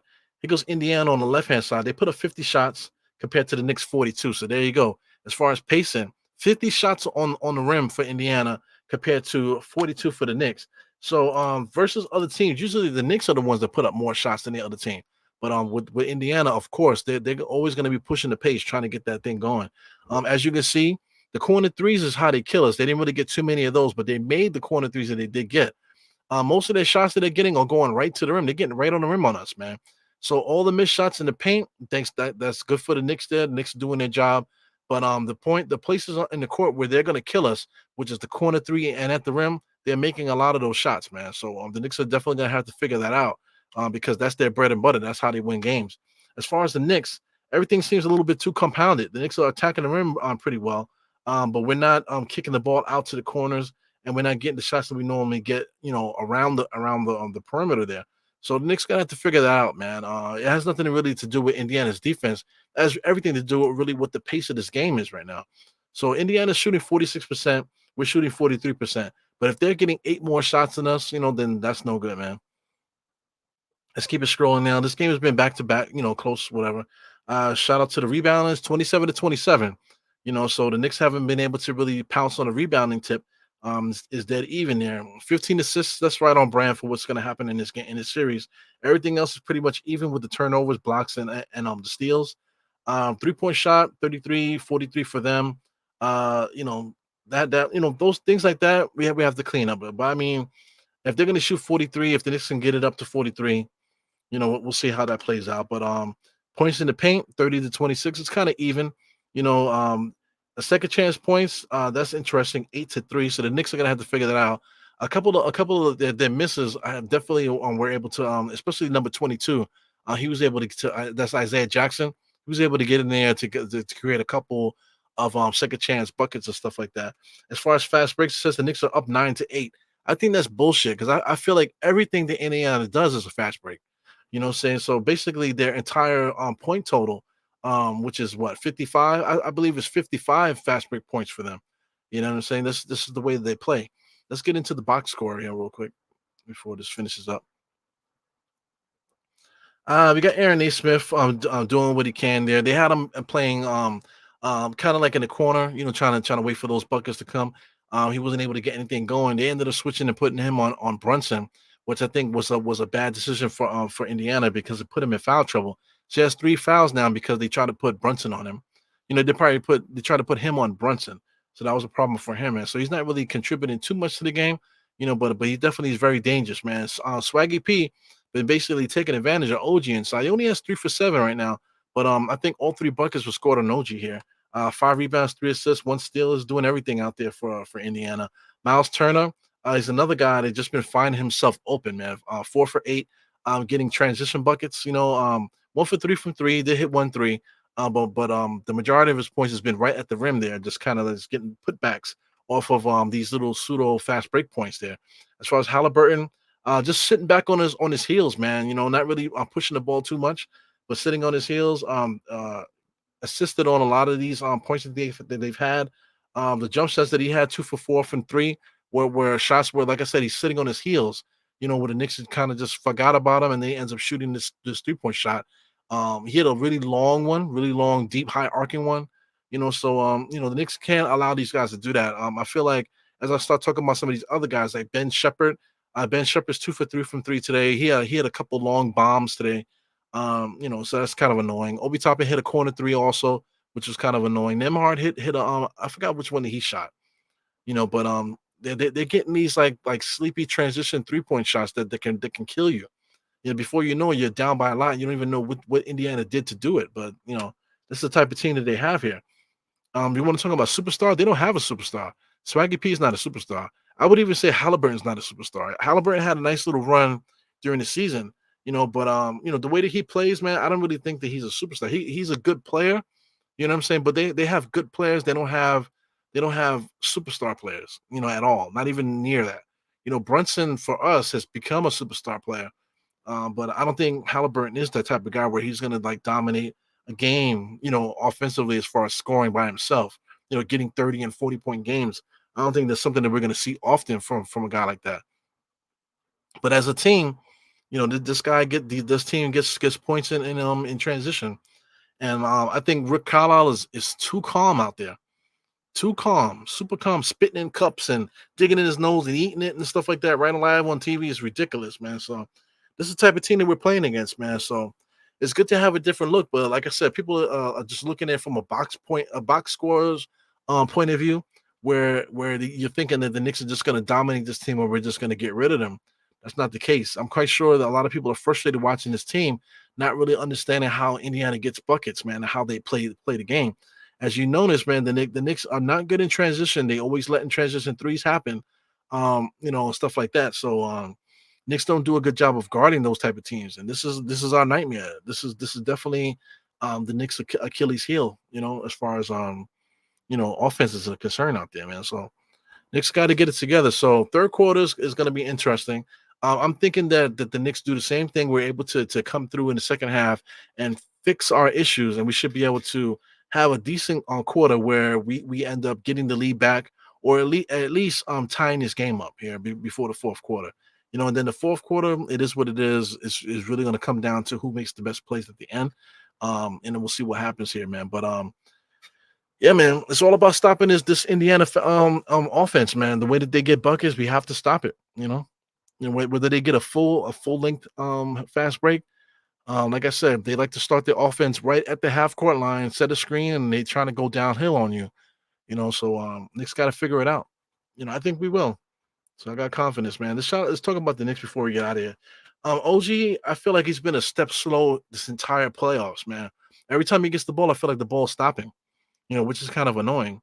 But just from somebody at his position, if we did have a player that can actually score from OG's spot, then you would see the like let's say it like this. Let's say if we had Jimmy Butler in OG's spot, then Jimmy Butler will be getting buckets in the places where OG is hesitating. You know what I'm saying? But OG's still having a good game. Three for 10 is not too bad. 2 for 5 from three, 3 rebounds, 8 points. It's not bad for OG. But like I said, this when he gets the ball, it's kind of a delay. You see it, It's like blatantly a blatant delay when he gets the ball. Josh Hart is the engine that could, man. 7 rebounds, man, 2 assists, 2 steals out there, 1 block, 11 points, man. What is this guy not doing? He's defending, he's doing everything for us out there, man. Hartenstein is playing a decent game also. 7 points, 4 rebounds, two assists there. Those rebounds need to go up, man. We need him to get double figure rebounds against this team. You know what I'm saying? Brunson, 18 points. What more can he do, man? He could do better. A couple bad shots that he had so far. I don't know about decision making and stuff like that, but Brunson could tighten up. But I mean, 18 points at the half. What the hell are we talking about here? DiVincenzo tried to come off a little bit hot. Didn't really do a good job of that. 2 for 7 from the field, three rebounds and got 1 assist there, 2 steals. Does he have 2 steals? 2 steals. Yep. McBride was been completely non-existent in the 5 minutes that he had. Mitch Robinson basically non-existent in the 4 minutes that he had. Precious Achiuwa basically non-existent in the 4 minutes that he had. So I don't want to get it to the point where the Knicks are just playing the top 5 guys 40 minutes every night. We're not going to be able to beat Indiana like that. We're going to have to rely on these guys to do something. Miles McBride, we're going to need him to play more than 5 minutes in the second half, guys. Mitch Robinson, if he finishes the game with 10, I don't know. But Precious, if he finishes the game with 10 minutes also, I don't think we'd be able to win games like this. One player that I noticed, Alec Burke. Maybe Alec Burke can help in this series, as far as just adding like an extra perimeter defender, somebody that can hit the three, create a little bit.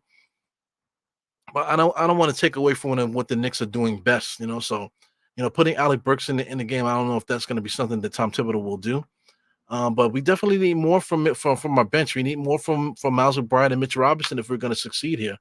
You know, um, Precious Mitch Robinson, Miles McBride. We need more from our bench because, like I said, in the second half, if we end up with OG, Josh, Isaiah, Jalen, and even Chenzo all getting 40 minutes, man, that's just no good. I just don't think that's the right recipe to win. But if we win like that, then fine. But I just don't like that mix. So anyway, let's get back into just bring this back up to the regular score. So periodically, I'm going to be using the ESPN website for the scoreboard and stuff like that. If you're going to look at box scores and stuff like that, so here, this is what it looks like. So we'll be looking at ESPN as far as box score as the game goes along here. Once again, Morning Brew Sports will be there for Game 2 here in New York, down in Washington Heights.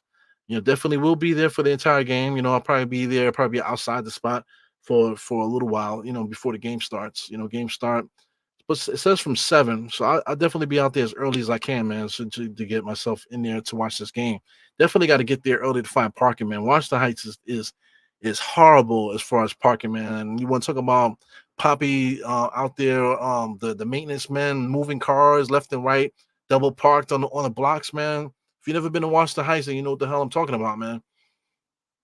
So you got to be very, you just got to be, just hopefully you find a good spot. And like I said, double parking is a motherfucker over there, man. So like I said, try to get there as early as you can if you're driving, and try to make the most out of that. Like I said, in Charlotte, this is their watch along party here. They're gonna be in Twin Peaks Concord Mills in Charlotte, North Carolina, in Concord, North Carolina, I should say. So that should be right around the Charlotte area, man. So if you know where it is, if you're in there, look for it. 8601 Concord Mills Boulevard in Concord, North Carolina. If you're out there, find a spot and get out there and meet some Knicks fans and have a good time, man. So I'll be showing that periodically, man. But we're waiting for this game to start here. Let me see what you guys think here in this chat. Yeah. Just trying to find out where I ended off here. See a couple new people up in here. Shout out with Daily Music with the first super chat of the second round. Ah, yeah, yeah. Got CC in the place. Mr. I am Jarrell in the place. D Cool's up in the place too. Got Raymond Harrington. What's good, my man? Been asking about the watching alls. I've been out in the street, man. Out in the street having a good time, saying let's go Knicks. Suck my dick. MB, suck my dick. Bunch of stuff happening out there. Yeah, halftime for TNT. I feel like when TNT and well, most I used to think it was ESPN, but I feel like TNT is really taking advantage of these breaks all the time, man. Just these extended breaks. Anyway, let's get back into the game. Halliburton just came across the tunnel and gives it over to Nemhard, over to Swaggy P. Swaggy P jab steps. Looks like he traveled. Nemhard now top of the key. Miles Turner sets a screen. He gets it to space. Nobody's moving. Miles Turner for the three. Wide open. Misses off the front rim there. Yeah. OG comes across the timeline there in slow motion. Gets it over to Hartenstein. Almost turned it over there. Oh, Brunson was wide open there. Now Brunson kicks it out to DiVincenzo in the corner for three. Knocks it down. Man, no movement on that ball. So that ball kind of just went in there. Look at Indiana trying to take advantage of the fast break. Number 23, that's Naismith, finds the corner for Swaggy P for three, and he knocks that down. Look how fast Indiana gets down the court, man. They get down the court fast, bro. So anyway, DiVincenzo hit a three, but they gave it right back. So DiVincenzo over to Josh. Josh is looking, no movement, looking for Brunson. Gives it over to Hartenstein. Brunson cuts to the basket, over to DiVincenzo. DiVincenzo drives. OG, second slow to Josh, man. Josh gets it back, sidestep all the way to the basket, blows it. Hartenstein with the rebound. Back to DiVincenzo to OG. OG back to DiVincenzo to Brunson on the right-hand side. Brunson is rocking the baby to sleep. Got Siakam on the inside. Josh Hart up for the dunk, and he finally gets up in on the rim. He might have got touched. He's complaining to the refs. Look at Indiana. They get up the court so fast, bro. Here comes Miles Turner there. Got Swaggy P. He's been eating up OG in the post there. Nice and easy. Knocks it down. He's been getting in there with left and right hooks and fadeaway jump shots in the paint. OG can't stop it. Nemhard is playing physical here with Brunson, but Brunson is up for the fight. 17-16. Come on, Brunson. Get across the fucking timeline. DiVincenzo over to Hartenstein. Oh, he tried to catch Brunson on the cut. A little bit too hard on the cut there. Too hard on the pass. Good idea. Here comes Indiana. Halliburton over to Turner. Brunson got caught there. Bullshit foul there by Brunson. Oh my God. I am getting a lot of anxiety, man. A lot of anxiety. Scrolling down, taking a look at, see if I missed anybody. What up? That other guy, what up? I got LeVar Carson. He posted something here saying what up. Yeah, man. You guys watch what I'm watching. They just missed another shot. Here goes the Knicks. Brunson pushing a little bit. Nemhard is guarding. Looking. It's kind of like a light defense. They're not playing hard defense on this. It's just kind of like a light kind of thing. Because I don't think they're worried about us scoring, which is kind of annoying to me. Hartenstein finally gets his first floater of the game here. Josh Hart fighting there, tapping a weapon, finds it to OG inside the Hartenstein, takes a step and gets in there to dunk it. So here comes Indiana flying up the court. That ball is flying. So what do they call here? They called something. Maybe Josh Hart fouled to stop the game. Man, look at Josh Hart slapping and whapping. Hartenstein comes inside, takes 2 steps, dunks it in there. So I don't know what they called. Yeah, man. If anybody knows anything about Washington Heights, man, double parking and triple parking on a 2-way street, my dude. I don't know how they do it, but they do it, man. Like I have a lot of experience in the area, working in the area, especially at night and stuff like that. You come back to your car, you're like, yo, man, who owns this car? Who owns these cars out here? And they be the restaurants. They be having valet parking for like bullshit restaurants. It's crazy. Valet parking in the neighborhood. So anyway, Halliburton comes down off a screen. Siakam is attacking OG, man. He sees OG and he sees food, man. He misses that shot. Josh Hart, full head of steam. He's going to attack their defense here on the inside, up and over, gets it up over the rim, but he will get the foul. So Josh, he complains about not getting calls on these fouls, man, but he doesn't make his free throws. So here he goes, comes in there, takes a lot of contact, gets the ball up. Still had an option to score there. Wasn't able to get it in there, but he has to make his free throws. He was shell-shocked a lot in Philadelphia where he was blowing free throws. You know what I'm saying? With the pressure on his back. But if you're gonna be complaining about not getting calls, and then when you do get the calls and you don't make the free throws, that is not good, man. Shout out to some other people here. We got Michael Gonzalez Gomez here. Excuse me, I said Gonzalez. Let's go Pacers. We need to win the series. Let's go Pacers. Let's go Pay. Okay, sounds good. I welcome other fans, man. I wish you guys would talk a little bit more. And Indiana fans are kind of like low key. Our Knicks guys, they keep talking about the '90s, man. That's embarrassing to me, fam. Look at Turner inside there, able to get that basket. The Knicks lost him there. Caught the ball right in front of the rim, just enough time for him to miss the shot because Turner's something else. But he was able to finish there and trying to finish it emphatically. Brunson here, top of the key. Easy. He can get an easy bucket there, making it a little bit too hard for himself. Josh Hart catches, goes downhill right at Miles Turner. Why did he go up and under? I don't know. He should have just went straight up with the left hand to finish, but he decided to go up and under. So look at Miles Turner standing right there. So I'm trying to figure out whose fault that is on the switch. So Hartenstein came out, so somebody needs to rotate. So OG was late on a rotation going inside, but OG had to be late because if not, that would have been a 3-point shot. But as I can see, they just showed Josh Hart in the drive. Josh Hart had the left side of the basket wide open. Why did he double clutch? So anyway, Josh Hart again for the free throw. He's knocking down the free throws today. But that up and under, like I said, he went up like this, and he goes underneath there, right under to Miles Turner, when he had the whole left side open. I just don't understand.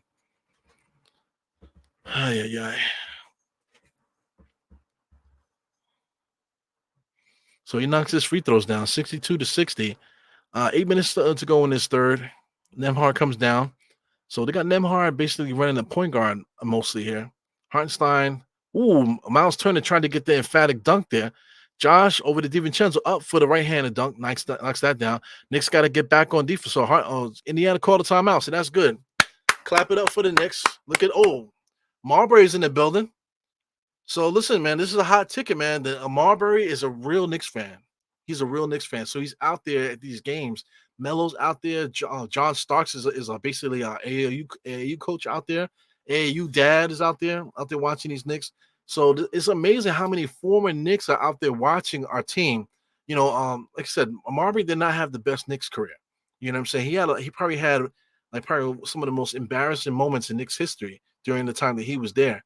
But he's still a Knicks fan regardless. He's still the diehard Knicks fan, which is incredible to me. Shout out to Tim Thomas. Tim Thomas has been at every single Knicks game this year so far. Every single playoff game, I want to say. But he showed up during the season too, Tim Thomas. And he brings his kids too. You know what I'm saying? So it's a family affair in the Garden, man. A lot of old Knicks guys from the old days all show up there. They can come whenever they want to. So I mean, it's amazing. It's an amazing experience, man. Being a Knicks fan, nobody really understands it. They like to joke and stuff like that. But they need to ask these guys questions. Marbury, they keep putting a microphone on Charles Oakley's face. Charles Oakley's an asshole.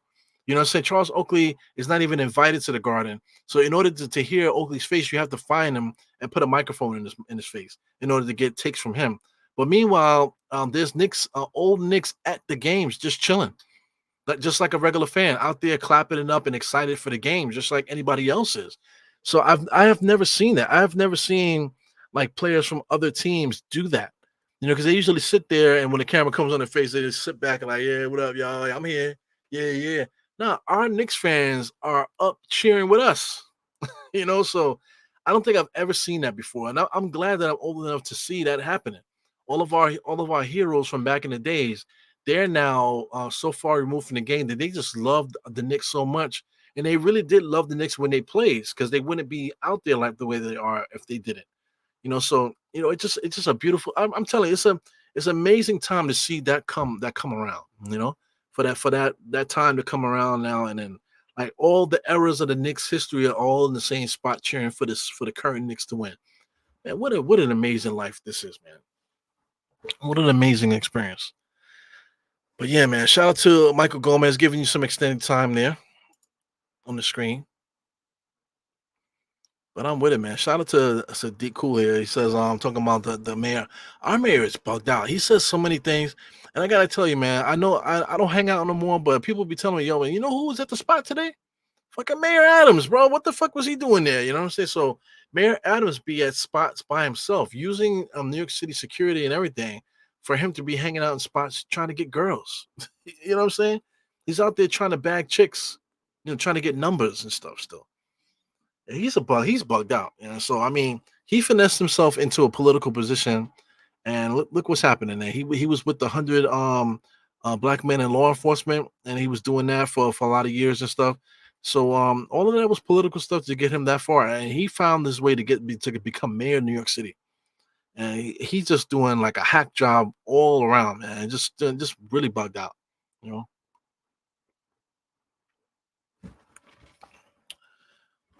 I'm trying to tell you, there'll be spots where you're in there and you look across and it's the fucking mayor, you know. So it's interesting, man. You got Rod Strickland there sitting next to Larry Johnson, sitting next to John Starks, all watching the game. Unbelievable. Nemhard, top of the key, gives it over to Turner. Turner comes around. He's dribbling. Hartenstein's guarding him. Watch Harten as Turner dribbles. He lost it. Swaggy P gets it into his chamber. Gets over to Turner. Turns around, shoots it in the paint. Kind of like a bullshit possession there. DiVincenzo has it. 22 seconds. Bring the ball up the court. He comes across, looking to give it to Brunson. Brunson here on the elbow. DiVincenzo clears out, so we got Brunson here by himself. OG comes over to give a screen. OG's open, so OG had an option to drive. He slowed down a little bit, so he comes inside, finds a pass in there to Hartenstein. Hartenstein's able to get in his patented floater off the free throw line. Halliburton kicks it over to Naismith. Naismith over to Swaggy. Back over to Halliburton. Here goes the fast break. Ends up with a Halliburton wide open. They're going to count that bucket. So he gets the bucket off. That's basically a fast break. They say waited. They waiting, and then he finally gets a full head of steam. There he goes, as he's showing the replay. Full head of steam there, where he waits to the defense makes a mistake like that, and now the momentum gets pushed off. As you can see, the momentum's off, and then Halliburton's just right there to make the easy shot. Such an easy way to play basketball, man. Much respect to this Indiana club. I'm trying to tell you guys. I bet you there's a lot of stressed out Knicks fans out there watching this game. They don't understand what's happening. They just don't understand. I'm trying to tell you guys.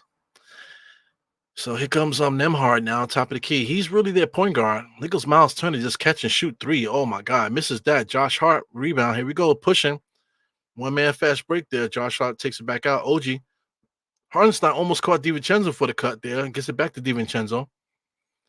Hartenstein's right there. Split the defense, man. Good defense by Halliburton over to Swaggy P. Up, he misses that. So they call a foul at the last thing. So Josh wants them to review that. I don't think Tom Thibodeau will do that. So we'll see.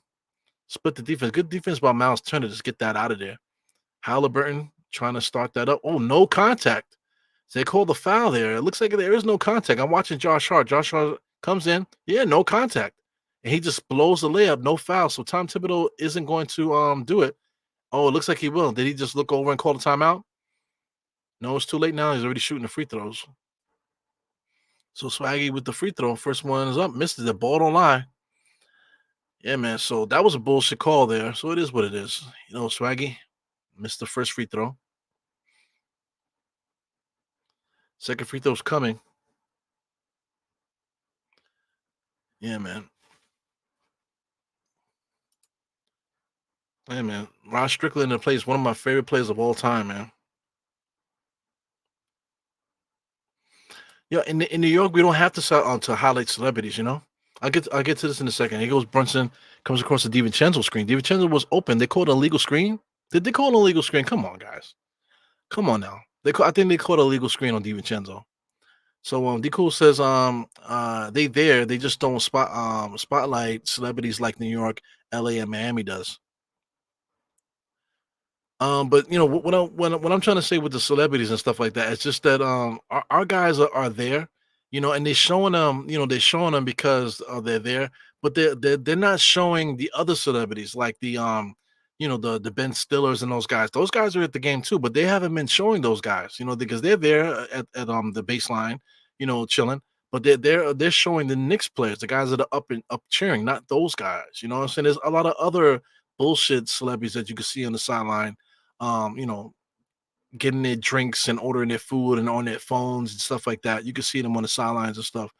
they're gonna be there. You know what I'm saying? But the Knicks are not highlighting those guys anymore.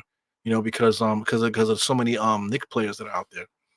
So just like that, the Knicks look like they were gonna try to crack it over. Man, Indiana gets the buckets, get a bucket just now. Brunson has to chase down it just now and gets all the way to the basket. Left hand knocks that down. Here comes Pacers OB, I gotta say, back to Halliburton. See, look, he doesn't really have too much bop to his game there. Everything is about trying to go downhill on these guys. Nemhard comes around the screen. He fakes it inside, finds turn. A good defense by Brunson there, but they call a foul. Unbelievable. So Knicks are getting frustrated, but big time defensive play there by Brunson there, trying not to foul, able to slap it out of bounds there. So they didn't call a foul, I don't think. So I'm looking to see here. Nice pass there for Brunson to catch him wide open, and Brunson sidestep all the way to the basket, lays it up easy. Yeah, I feel like Brunson has been untouched, really. I think, yeah, I mean, Brunson did definitely make contact there, so he complained a little bit. So they're gonna replay that. So what are they replaying? Did they just review that? Call to review it?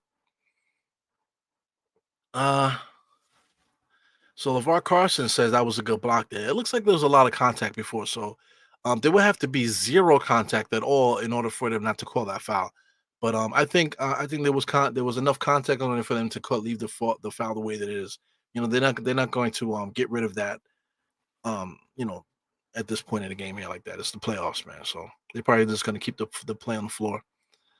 Oh man, it's a lot of fun, man. Calling these games, man. A lot of fun, a lot of fun, a lot of fun. Like I said, I say to you guys, all the time, when me and my wife were dating and stuff like that, that was during the Jeremy Lin thing for when Jeremy Lin was going crazy. And I remember they called him up, right? And he had a chance to play. And I remember telling my wife, they got this Asian kid, man. He played for Harvard. He's man nice. He was going I got the backstory with that. I got a chance to watch him a lot because for some reason they kept showing Harvard games on TV that year. You know what I'm saying? So I got a chance to watch him a lot. I say, this Asian dude on Harvard is pretty good. Because it's kind of funny, Asian guy in Harvard. You know what I'm saying? That's the joke, number one. But number two, the guy could actually play. You find out more about him. He's from LA and this, that, and the other. So anyway, he goes against John Wall in the summer league and actually played really well against him. Well enough where he was going back and forth, and John Wall was getting mad. And he kept trying to go at Jeremy Lin, and Jeremy Lin was right there going right back at him. So look that up. Look that up. Jeremy Lin versus John Wall in summer league. Look that up. That actually was a really good matchup, and Jeremy Lin actually went toe to toe with him in that matchup. But even though that's what happened in the summer league, you didn't get to see him do that when he was in Golden State. Golden State just basically buried him. They just looked at him as an Asian guy, keep it a buck, as an Asian guy, and just thought that what he was doing wasn't real. You know what I'm saying? So he ended up leaving Golden State, and then the Knicks picked him up. And I was surprised the Knicks picked him up, because Knicks usually sleep on players like that. So anyway, they picked him up, and then I never forget it. Mike Breen, voice of the Knicks, voice of the playoffs, right? He said Jeremy Lin doesn't stand a chance. So look that up too. When they played against the Nets, Darren Williams, he ended up busting Darren Williams' ass in that game, and so was Lynn Sanity was born that day. And like I said, I got to watch those games with my wife, and they were must see TV, man. She was like, she couldn't believe that this dude was that good, or whatever. So we was just watching it. It was just very exciting, man. Every single night was something with Jeremy Lin, So the Linsanity era was dope. But as soon as the Linsanity era was over, and they found out about him, Miami started to pick on him. My wife couldn't really deal with that, and the next thing you know, she's a Knicks fan, and she got caught up in the emotions and stuff. But she just couldn't match me, and it was just too much for her to deal with my energy and just the pressure of basketball and playoffs and the Knicks and the situation. She just couldn't deal with it. So I had to go back to my room and be by myself again. You know what I'm saying? So eventually that turned into this. You know what I'm saying? Because I can't watch the games with my wife anymore, and I can't watch it in the living room because the kids can't go to sleep, and the neighbors be complaining and stuff like that, man. So me being in my little chambers here, a fortress of solitude that keeps everything nice and safe for me and for everybody around me. So anyway, we're getting right back into this game here. He goes Brunson trying to get the ball in bounds here. So Hartenstein gets it back to Josh. Josh has it. 21 seconds on this clock here. Get it across the timeline. Josh finally does. Hartenstein has it. Back to Brunson. Braxton gets right around that screen. Tapped it. Hartenstein gets it back, though. DiVincenzo comes around the screen all the way to the basket against Turner, able to lay it up right on him. So Turner has no lateral movement. He can block shots, but he doesn't have a lateral movement. So you're able to blow past him if you can. So the Knicks have done that a couple times this game. Nembhard has it on the inside. Miles Turner against Brunson can't do nothing about that. He lays that up. 68 to 68. Like I said, I can't call it, man. This Indiana club, next thing you know, we're beating them. Next thing you know, they're up. And you're looking back like, what did they do to make us be down by a certain amount of points? It's crazy. So my man De La Music is gonna be dumping his paycheck on me, man. Jesus Christ. He goes Hartenstein, throws it, and it ends up off of Indiana here. So De La Music gave me another super chat, followed by yet another one. So the first one he says, they can't run with us. We have to head our shots. That's true, but they're relentless, man. The Knicks are not relentless with that. Yep. So Brunson made a tough play there on the block. So Brunson jab step. He should have shot that, but ends up getting DiVincenzo a good look in the three, and then he knocks that down. Good look by the point guard. Brunson could have let it go, but he let DiVincenzo eat. So the Knicks are up by 3, man. Here goes Indiana. Indiana standing there. So when they're in a half court set like this is good for us. But them coming around the screens for Halliburton with that rainbow three, misses it. Brunson with the rebound. Half court sets like that, the Knicks should be able to get a little bit of the lead going. Like an OG on the inside, extra moves. DiVincenzo to Josh. Josh on the drive. He should have shot that. Damn it. Hartenstein on the inside, able to get that patented floater. But the Knicks passed up 2 shots just now. But thank God we were able to secure that. Here goes Josh Hart with a little bit of a dinghy there on his hip. Hopefully he's good. Nembhard has it. Gives it over to Turner. Here comes OG. Trying to get the point guard loose going downhill. Gets right into the office. Pulls up, foul line extended on the elbow. Those little sneaky little points that Indiana gets here. Brunson has it now. Spinning. 20 seconds now. 19, 18. Sheesh. DiVincenzo there setting screens. Brunson with a little in and out jab. Blows the layup. Gets his own rebound. Gives it to OG. Give me that 3, OG. Oh, he misses that. So here comes Halliburton. Head is up. And OG's there for the easy fast break layup there. So Indiana's right there, 73 to 72. Knicks are up by 1. So DiVincenzo's calling a timeout. DiVincenzo lets one go to see if he got it. He knocks it down. So it's only a matter of time for those shots to start falling down for the Knicks here. But this game doesn't have a playoff atmosphere, to tell you the truth. I'm quite sure that the anxiety of the Knicks fans are there in the building. But as far as playoff energy, I feel like this game doesn't have a playoff energy to it. So I'm not asking for anything physical to happen out there, man. But it really seems like a very soft game, to tell you the truth.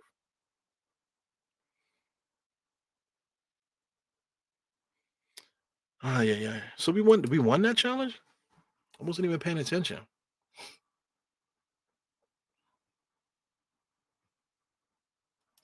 So D Cool wants to see Mitchell Robinson on Turner.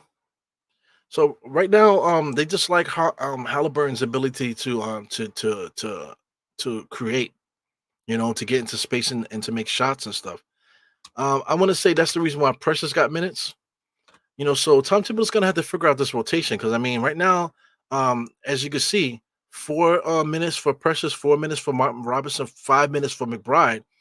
He's relying heavily on our starters right now. So it's all good. Our guys that got it going, Josh Hart, Brunson, and DiVincenzo, they got it going, along with Hartenstein. All of our guys got it going. And even OG, man, OG only has 8 points, but he has 6 rebounds, 3 assists. So our guys are contributing to the game a lot, but there's no reason for these guys to be playing 40 minutes, man. We need to utilize the guys that we have here. So like you said, we should put Mitch on Turner. I don't know, man. Let's just keep watching this game go. As DiVincenzo gets a wide open 3 off the front rim, no good. Obi Toppin gets the rebound, man. So I feel like whenever he gets the ball, they need to stop it. But they let him get all the way to this spot, kicks it over to Naismith there, over to McCollum. McCollum causes a lot of havoc, gets inside, finds Turner. Turner has it, trying to give it back to McCollum. McCollum standing there, comes around the screen, goes baseline, throws a shot up and knocks it in, man. What a bullshit shot that was. Getting those buckets like that are so fucking annoying, man. So Brunson's taking his sweet ass time coming across, man. I'm gonna be so pissed if he ever gets a backcourt violation for that slow ass coming up the court. Hartenstein, ooh, almost a travel, man. Throws up his patented hook shot, misses it. Oh, yeah, yeah. Here comes Halliburton. Halliburton now Deuce is back in the game here. So Deuce picks him up. Halliburton comes around the screen there, tries to set it up. He might have got fouled there. They didn't call it. Turner has it in the jab step. Gives it over to number 26 guy. No, this is McCollum still. McCollum inside to Turner. So Halliburton, excuse me, Hartenstein had to foul him there. So so many guys with similar names: Halliburton, Hartenstein, Nemhard, fucking Naismith, all these fucking weird ass names. So it's definitely gonna be a tongue twister. OG and Obi, you know what I'm saying? It's gonna be very hard to get through that. So some Nick killers are coming back in now. Somebody just mentioned D Cool just mentioned Mitchell Robinson. He's gonna get his wish. But we got two other guys that play well. They're about to come in here for Obi. You got Siakam is back in, and then number 26, that kid number 26. Um, he's a killer, man. You gotta watch him. He's only out there to do dirty work and hit open shots. So you're talking about what's Money's name? Shepard. Shepard already hit two threes already, man. So Shepard is only out there to be that 3-point shooter in fast break. Look, Mitchell Robinson not paying attention. God damn it. Mitchell Robinson's back in there already not paying attention. And it ends up being a bullshit shot there by Obi. Bullshit dunk there. Mitchell Robinson not paying a fucking attention. Oh my God, man. He goes Deuce now. Deuce brings the ball up the court. Brunson has it. Spin. Trying to get loose there. Mitchell Robinson's looking for the alley-oop, and he does get it, and he gets the alley-oop finally.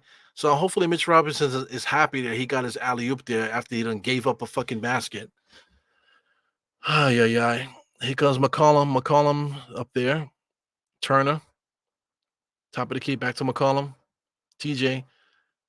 He goes baseline now, all the way to the basket, off the rim, knocks that down. Savvy player, man. Very good. Knicks are complaining. Josh Hart's doing a lot of complaining down there. There's no shot blocker down there, so McCollum going to the basket is absolutely the right decision there.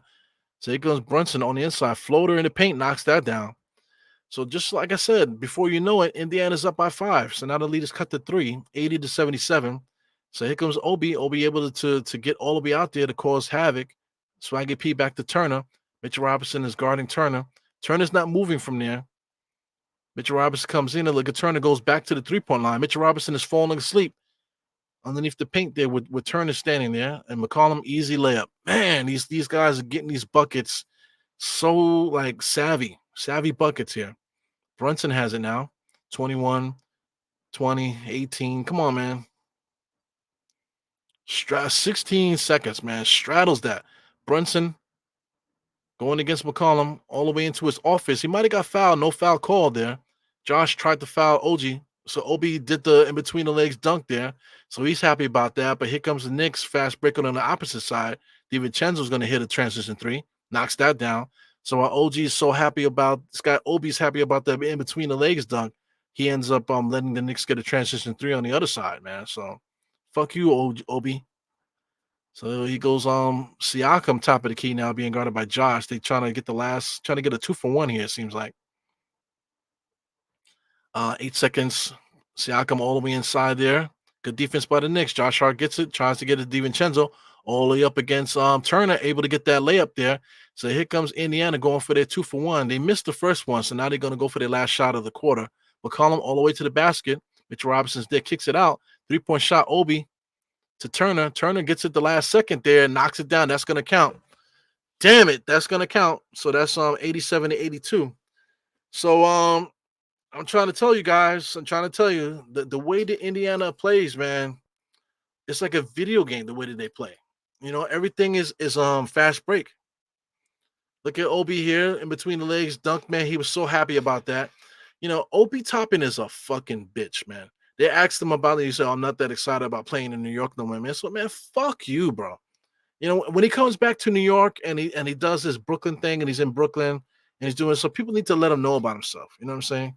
Because I understand you don't play for the Knicks no more, but you're still a New Yorker. And New Yorkers don't never say that. The New Yorkers don't never say, no, you know, I'm overplaying and whatever he says, something to that effect. You know, it doesn't excite me anymore to play in New York. So suck my dick then. You know what I'm saying? Somebody needs to just come up there with that energy for him. You know what I'm saying? Because, like, you know, New Yorkers don't say that. You know what I'm saying? You want to go full retard, then go ahead, man. Because not even Mark Jackson and those guys. Mark Jackson played for Indiana too. None of those guys ever said that. Mario Ellie, Kenny Smith, all these guys, they play for Houston. They never said that about New York.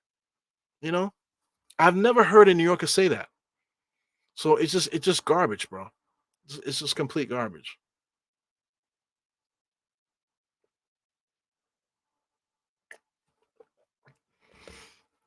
You can't let guys get away with stuff like that, man. So guys like Obi, whatever, you could talk your shit the way that you want to talk it, man, but you can't let guys get away with stuff like that. So anyway, so this game is definitely gonna be stressed out. So we in the fourth quarter now. It's a two possession game right now. So the Knicks have been stuck in that two possession game realm. Indiana, the way that they're playing with no sense of urgency. I gotta say that, and I feel like the Knicks they're playing the same way. I feel like the Knicks are playing like they don't know why Indiana's winning. I think they're playing sometimes they don't even realize Indiana's winning. The same way like you watching the game, you watch it, look at the score. Oh shit, Indiana's up. I feel like the Knicks are playing that way too. I feel like the Knicks feel like they're not playing bad, but somehow we're down. The same thing with Indiana. Indiana's up, but they don't have the energy like they're up. They just playing basketball, and next thing you know, they're up. You're like, holy shit, these guys are up. So there's no sense of urgency in this game. I feel like the game is going by really fast. The third quarter is over. We're in the fourth quarter. Just the way that the pace of the game is going, this game it just feels like a blur. You know what I'm saying? And the Knicks I gotta fix something out, figure something out because everything that Indiana wants to do, it just seems like the Knicks have no like there's no sense of urgency. Like there's nothing that the Knicks are doing can do to fix it. I don't know. I really don't know. This is very weird team that we're playing. So yeah, man, CC is saying it right here. Indiana is just they're playing really, really loose. Loosey goosey with no sense of urgency. They just out there. They know the Knicks can't score with them, and they know they're going to be able to get buckets the way that they want to. The way that they want to get buckets, they're going to be able to get it. But on the opposite end, the Knicks are getting the buckets that they want. You know, Knicks are getting the buckets that they want. I feel like the defense against the Knicks is not that crazy. They're not locking the Knicks up. The Knicks are scoring when they want to score. But it's just that the Indiana they're getting the buckets that they want to. So defense, you want to talk about defense? Their defense is non-existent. They have no defense. You know what I'm saying? But the way that the Knicks play, the Knicks are playing defense, but Indiana, like I said, the Indiana's they're playing in a certain way, like they know they're going to be able to score. They're not worried about it. There's like no sense of urgency out there on the Pacers side. So I mean, I can't call it. I can't call it. The Knicks have got to figure out a way to stop this Indiana fast break. If they could figure it out, if they could figure that out and stop them from scoring a little bit, the Knicks could catch up and get the lead because we've seen it happen already in this game so many different times. Oh my God, look at Indiana got their hand on there. OG like not paying attention. Always that split second, OG's not paying attention. So he goes Pascal Siakam right to the basket, able to get a foul shot right away here. So 87 to 82. OG's not paying attention. So I mean, guys like Precious, why isn't Precious playing? Like, how come he's only getting 4 minutes today? You know, Mitchell Robinson has 7 minutes right now. He's playing a little bit. Miles Bryce playing a little bit. These guys are not doing much today. But a team like this, Precious should be able to get out there and get some minutes. I would like Precious out there guarding Siakam and out there guarding Miles Turner more than Mitchell Robinson because Mitchell Robinson he likes to guard the inside. He's not concerned about the outside on the perimeter. So I don't know. It goes Deuce now. Deuce is on the right hand side. OG comes in with the screen all the way inside into his office. Find OG for three. Give it to me, OG. OG with a nice 3-point shot. Okay, so that makes it 89 to 85. We're still behind by a lot. Two possession game. It was 6 points, but now it's down to 4 now. It goes, oh, number 26 had an open shot. He passed it up. Siakam gets it right into where he needs to be. Obi Toppin for 3. He knocks that down. Shit. Obi Toppin gets his 3 nice and easy, man. Unbelievable. Indiana is playing loose. Let me get this off my screen. DiVincenzo. Yeah, man. You guys popping in here. For those that pop in and out, hit that subscribe button, man. Thumbs up on the way out. OG now, all the way to the basket, blows the layup. Mitchell Robinson standing right there, slapping and whapping, not able to get the rebound. Oh man, but they call a foul. So Mitchell Robinson gets called for a foul there. OG just blows the easiest layup that he's gonna get there.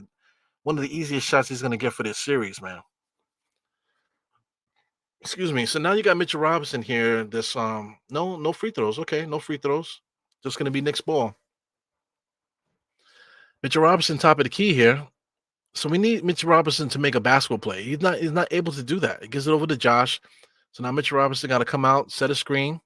Josh Hart splits the defense all the way inside, gets on the rim and blows another chippy layup. Here comes Indiana, all the way inside there to the basket. McCollum with another easy layup. So this lead is cut up to 9 now. What are the Knicks going to do to be able to stop this Indiana offense here? Tom Thibodeau got to call a timeout. What are we going to do to stop this offense? Look at Indiana. They're just chilling. They have no fucking no anxiety in the way that they're playing. They're so loose and calm. They're I mean, that's kind of stressing me out. They're playing so calm right now. In contrast, the Knicks are playing calm too. So I can't call it, man. I really can't call it. Bo Ishmael, he says the Pacers on bench is outplaying our bench. I don't know about that. It's not, I don't think it's that cut and dry because their starters are doing the same thing to us too. Let's take a look at what's happening here. With their bench and whatever. Siakam and Turner, 22 points for Turner is ridiculous. Siakam with 13 points, okay. But Turner with 22 points is absolutely ridiculous. As far as Nemhard, Halliburton, and Naismith, these guys are doing stuff to allow the other guys to get open. They're playing really good basketball here, the starting unit. Their bench unit, McCollum is absolutely kicking our ass. 18 points for McCollum. That's ridiculous. But the last game he had 20 points and I think 9 assists. So McCollum is for real. He's not joking right now. Obi Toppin with 12 points and 6 rebounds, 3 assists. This is what Obi Toppin does now. He fits perfectly for a team like Indiana, who's not looking to play defense. Indiana is not even concerned with playing defense. They know that they can get buckets, and then they're not worried about the Knicks if the Knicks get buckets. How scary is this? So I mean, this is the biggest timeout of the playoffs so far for Tom Thibodeau. You make this timeout here because you got to stop the bleeding. 10 minutes and 28 seconds here. It's still early in the fourth quarter, but this game has the potential to crack itself open to get it up to 15. If the Knicks don't make an adjustment here after this timeout, this game could be we could be looking at another timeout, and it could be like a 15-point lead, or possibly 20-point lead the way Tom Thibodeau likes to do it. You know what I'm saying? So we got to figure this out. Because there's a leak. There's a leak somewhere. We got to figure out the leak. We want to talk about mechanics and trying to figure out where the oil leak is coming from. This is what's happening right now. The car is running good, but we have an oil leak. Where is that oil coming from? If we can't figure out where it's coming from, we're gonna have issues. This is the issue that we're having now against this team. Oh my god. So I just looking to see what you guys are saying here, man. Yeah, Mitch can't run. I don't know, man. Something needs to happen.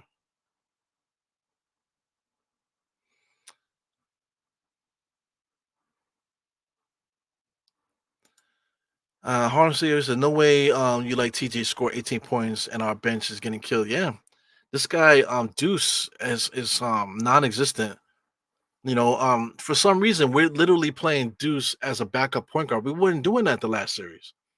Deuce came in; he was more part of the offense. Right now the Knicks are using Deuce as if he's a backup point guard. I think that's the issue right there. We need to bring Deuce in as an offensive player, not a guy coming in to give Brunson a blow. Since when is that the how we play Deuce? So I don't like that the way that we're doing that right now. Uh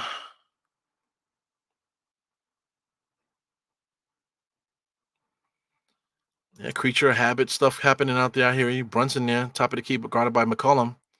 Screen by Mitchell Robinson. Brunson there just by himself off the front rim, no good. But he gets a foul there. That's a bullshit call, but I'll take it.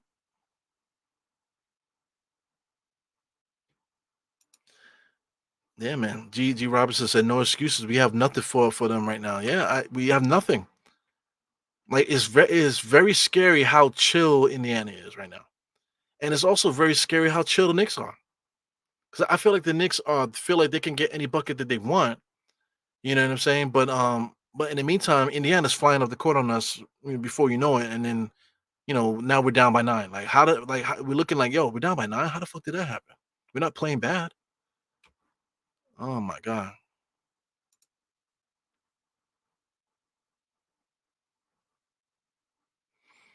I got you, Trish. We try to catch up to these comments here. So here goes Pacers here. Number 26, run and catches it, misses it. Pascal Siakam got the ball, got it stolen, got it back. McCollum is being too cute out there now. So this is the first time the Indiana was a little bit too cute all game. So where's Paris Douglas at? Paris Douglas says, Trish said Paris Douglas was right. So where's Paris Douglas? Oh, there he goes. So Tibbs not going smaller with pressures is killing us right now. I believe it. I believe it. Hard shot off the glass there. So that was a shot clock violation. So Knicks made their stops, but we got to score 2 though. So I'm flabbergasted here as a Nick guy calling the game here. Brunson takes a sweet time, gets it across the timeline. The last second, Brunson gets all the way to the dotted line like he wants to. Almost hit up an easy shot. Number 22, Isaiah Jackson, man. That guy has been playing extremely well off the bench there. He was that catalyst, I'm going to say. As soon as he came in, he started a lot of problems for us. But as you can see, Mitchell Robinson is standing there. Instead of like using his physicality to push number 22 off, he just standing there behind number 22, watching him about to block the shot for Brunson. So Mitchell Robinson, he doesn't have the frame of mind to say, "Let me jump in front of Isaiah Jackson to box him out." No, but he just stands behind him and allows him to get behind Brunson to get the block shot. So anyway, Brunson here is going to get some points off the board here. I don't know what this is here. Maybe a delayed game, illegal defense, or something like that again. Technical free throws here. 94 to 88. Knicks are tiptoeing here. 2-possession game here. It's been a 2-possession game in the entire series here so far. So Brunson gets another bullshit call in his favor. So Brunson is on the floor. So are we going to get some free throws here, or the Knicks are getting these guys in the penalty? So Indiana's a little bit too overzealous here. So they said Obi just comes through and knocks Brunson down. So Brunson did a good job acting there, but it was a lot of contact. Brunson going to bring the ball in bounds here to OG, back to Brunson, getting into his office, all the way to the basket, floater with the left hand, no good. Mitchell Robinson standing right there, so far underneath the basket, kind of in Brunson's way. But Josh Hart gets up over that rim there, 2 hands. So yeah, man, Mitchell Robinson is a good offensive rebounder, man, but him standing underneath the basket, man, it just kind of clogs the lane. I get that the offensive rebounds are good, but if he's just standing underneath the basket, bro, I don't know. As soon as he comes in there, Josh Hart gets over that rim. I wish they would replay that last play there where Mitchell Robinson was just standing underneath the basket. He's just standing there, waiting to get that offensive rebound. But I don't know, man. It's just, I mean, when you're down, you start to get into that dark place. So it's still a 2-possession game. I've been saying that the entire game. 94 to 90. Knicks did a good job of creeping back up. Knicks have been doing that the entire game. We will do enough to creep back up and maybe even get the lead. But Indiana is never worried because they know that they can get points up on us at any time. And they get them up in a hurry. So I'm just curious of how we can counter this. I'm really racking my brain here. Let's see what G is saying. He said Pacers doubles, bench doubles are scoring for the season. Yeah, I get it, man. That's what they do. We absolutely could use some of the guys that's missing, man. You're talking about Bogey. Bogey will be really good in this series. If we have Bogey in this series, you will really see how he can show, because Indiana's not playing defense, so they don't play defense. So Bogey will be able to get the shots that he wants. So Bogey would have had a big time series if he was healthy. Spilled milk right now. Julius Randle right now against Indiana is barbecue chicken. Same thing against Philadelphia. I thought Philadelphia would have been a great series for him too. But against Indiana is barbecue chicken. Like Indiana cannot guard Julius Randle. So those are two big time things we're missing, man. But we can't cry about that type of stuff. But Pacers are good, man. If Cully says high scoring team. If Pacers had Mathurin, whatever his name is, he's out for the season. If they had him, then I don't think we could beat that team. Because having that extra scorer out there, for them is what makes them extremely dangerous. So just had to say that. But even though I'm doing a lot of complaining, the Knicks can still win this game. We play better behind, if you want to say that. The Knicks just got to stay within striking distance, and when the time is right, we have to make that play where we can just do enough to get ahead and get the win. How we got the win, it doesn't matter. Just as long as we get to that point where we could get ahead and get the win, then it doesn't. Then everything else that we're saying doesn't matter. But like I said, people said that we were going to easily. Look at Philadelphia. We just finished Embiid, bro. We just finished beating Embiid and Maxey, bro. Indiana don't have nobody on that team like us. We're going to sweep them. Now, do you see how Indiana plays? You know.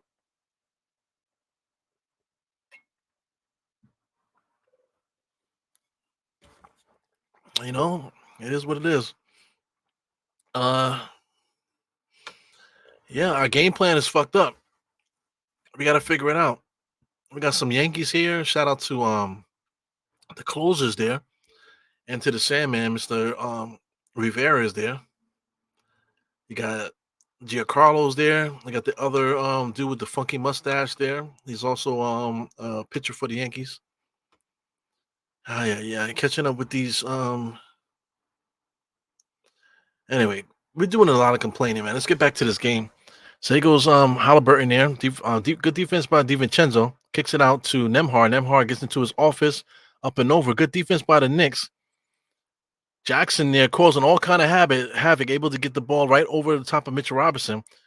DiVincenzo with a transition three. Give it to me, baby. Pow! So there we go. This is how we catch up. So we can catch up. We know we can. The Knicks crowd is so trying to get involved, man. Look at number 26 there. Halliburton there. Fakes a three. Knicks have got to pounce on defense, man. Halliburton there. Back to Swaggy P. Swaggy P inside to Jackson. And there goes Jackson. Is a really good finisher on the inside, causing all kind of havoc for the Knicks on the inside, man. Mitchell Robinson with a little hop step. He's clearly hurt again. He broke his hymen in the first quarter, guys. You got Brunson comes across the screen and Nemhard is guarding him. So I could taste it. The Knicks want this lead here. So Brunson comes inside. Big time defense there by Isaiah Jackson.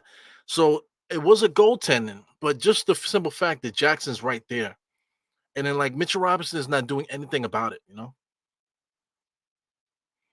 So I do understand he comes out for the block shot. Maybe let me start. I'm complaining too much. Here goes Jackson over to Naismith. Naismith all the way to the basket. Mitchell Robinson able to get up on that rim. No, they dunked on him. Wow, he dunked on him. My goodness, man. So what is he out there for? I'm waiting for Hartenstein to come back in. Here goes Brunson sidestep there. Try to kick it out to DiVincenzo. Bad play by the Knicks there. Nemhard kicks it out. Fast break there to Naismith. And just like that, Indiana gets it back up to 5. The Knicks cannot stop these guys, man, from scoring. We cannot. As a team, these guys got it rolling, man. So DiVincenzo back to OG. OG in the jab step back to Brunson. Comes across the screen. Brunson spins. Jab step. Free throw line extended. Knocks that down.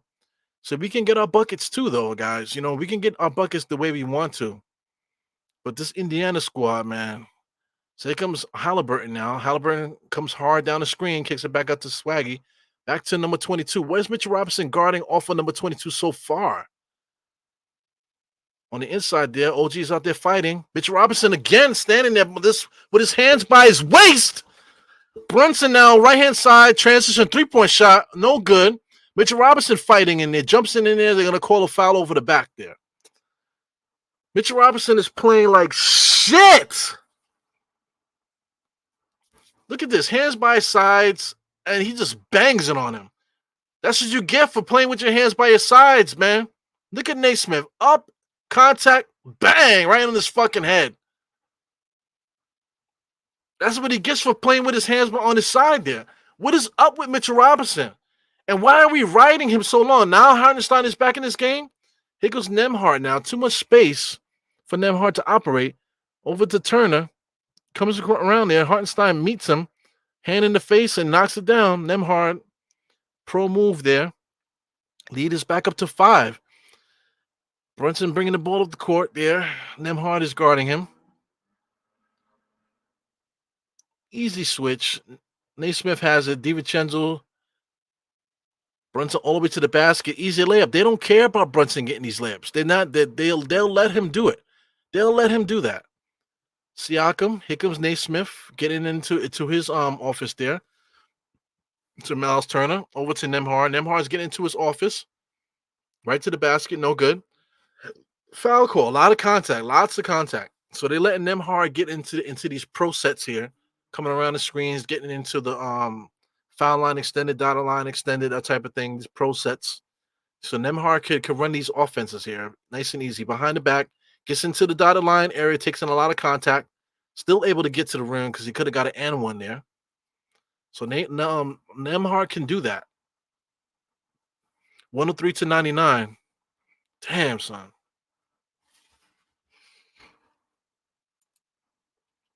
We need some positivity on this in this chat right now. Definitely need some positivity in the chat. Oh my god. So Nembhard at the free throw line now. Got a chance to pop it open to another 5-point lead here. 6:05 on my clock, guys. 6:05 on my clock. Nembhard taking forever for him to get the shot off. Shot is up, knocks it down, 104 to 99. It looks like the Knicks are going to get a bucket quick here.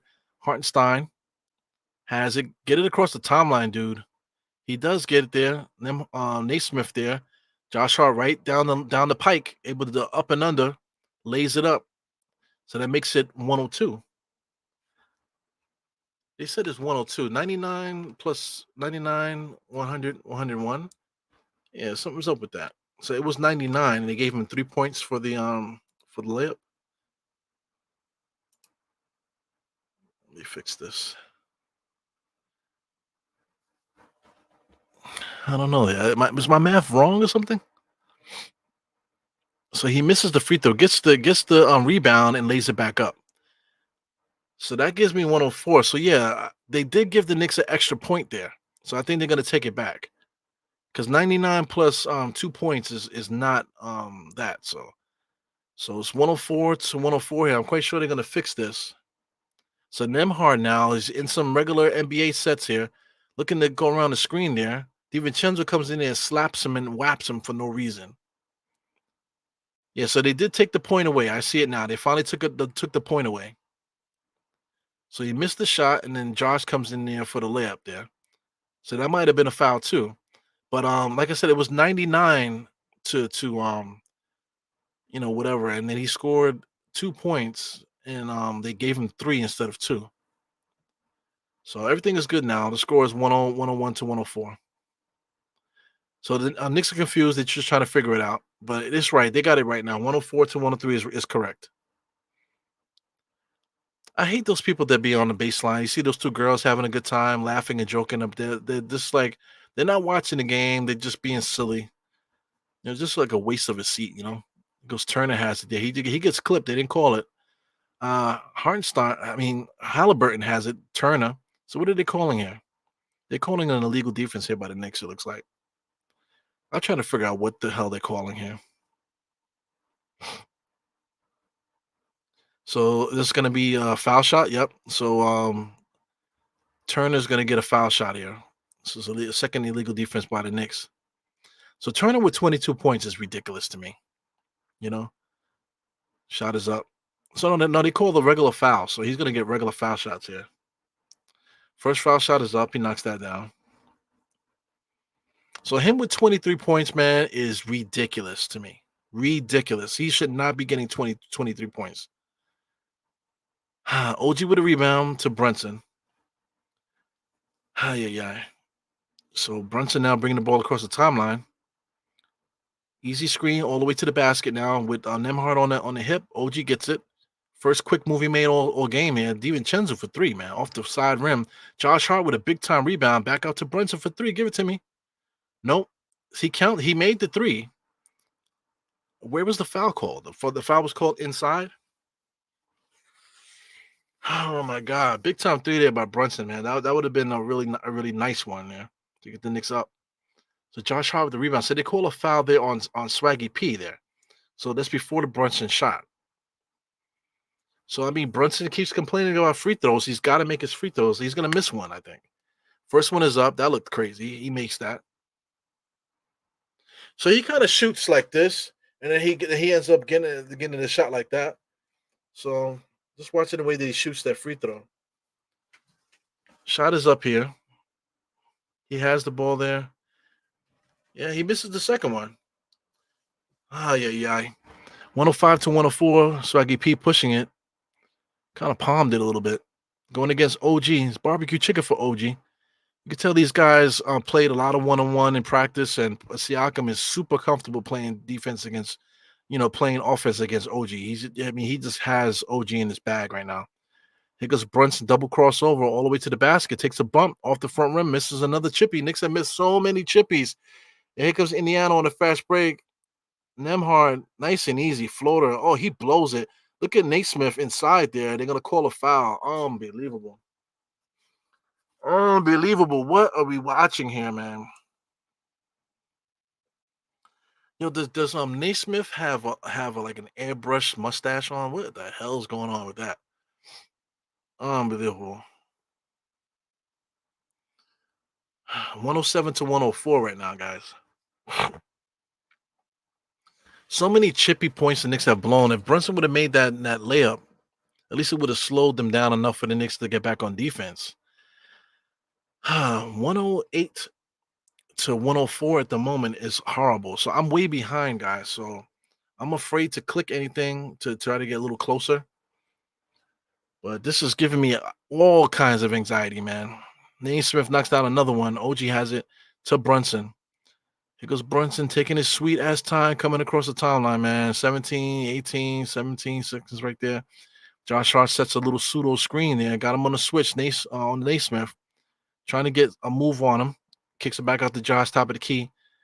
Josh is now being guarded by Naismith. Back to Brunson with Nemhard in front of him. He just pulls up right in his face and knocks down a three. So that's just a star shot there. Just pulls up, just super confident with the yellow jerseys in front of him. Here goes Indiana.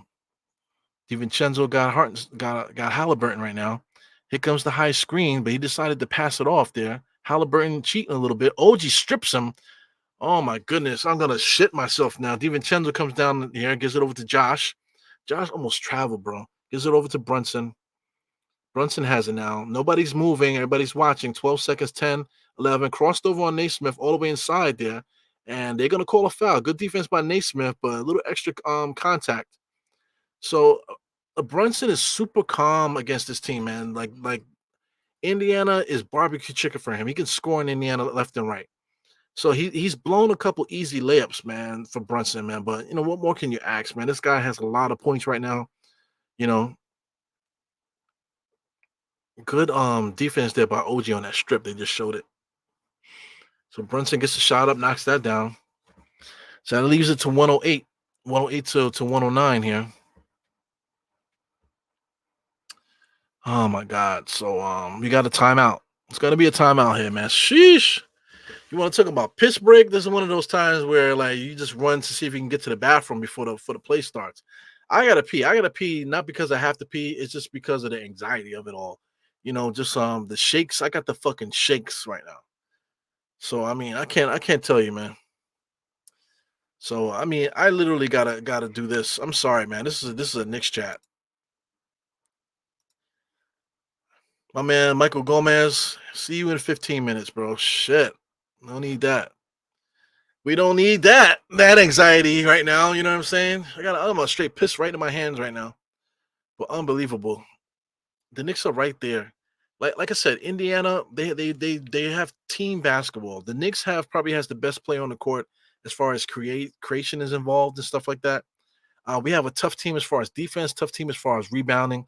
They have guys that could do it too, though.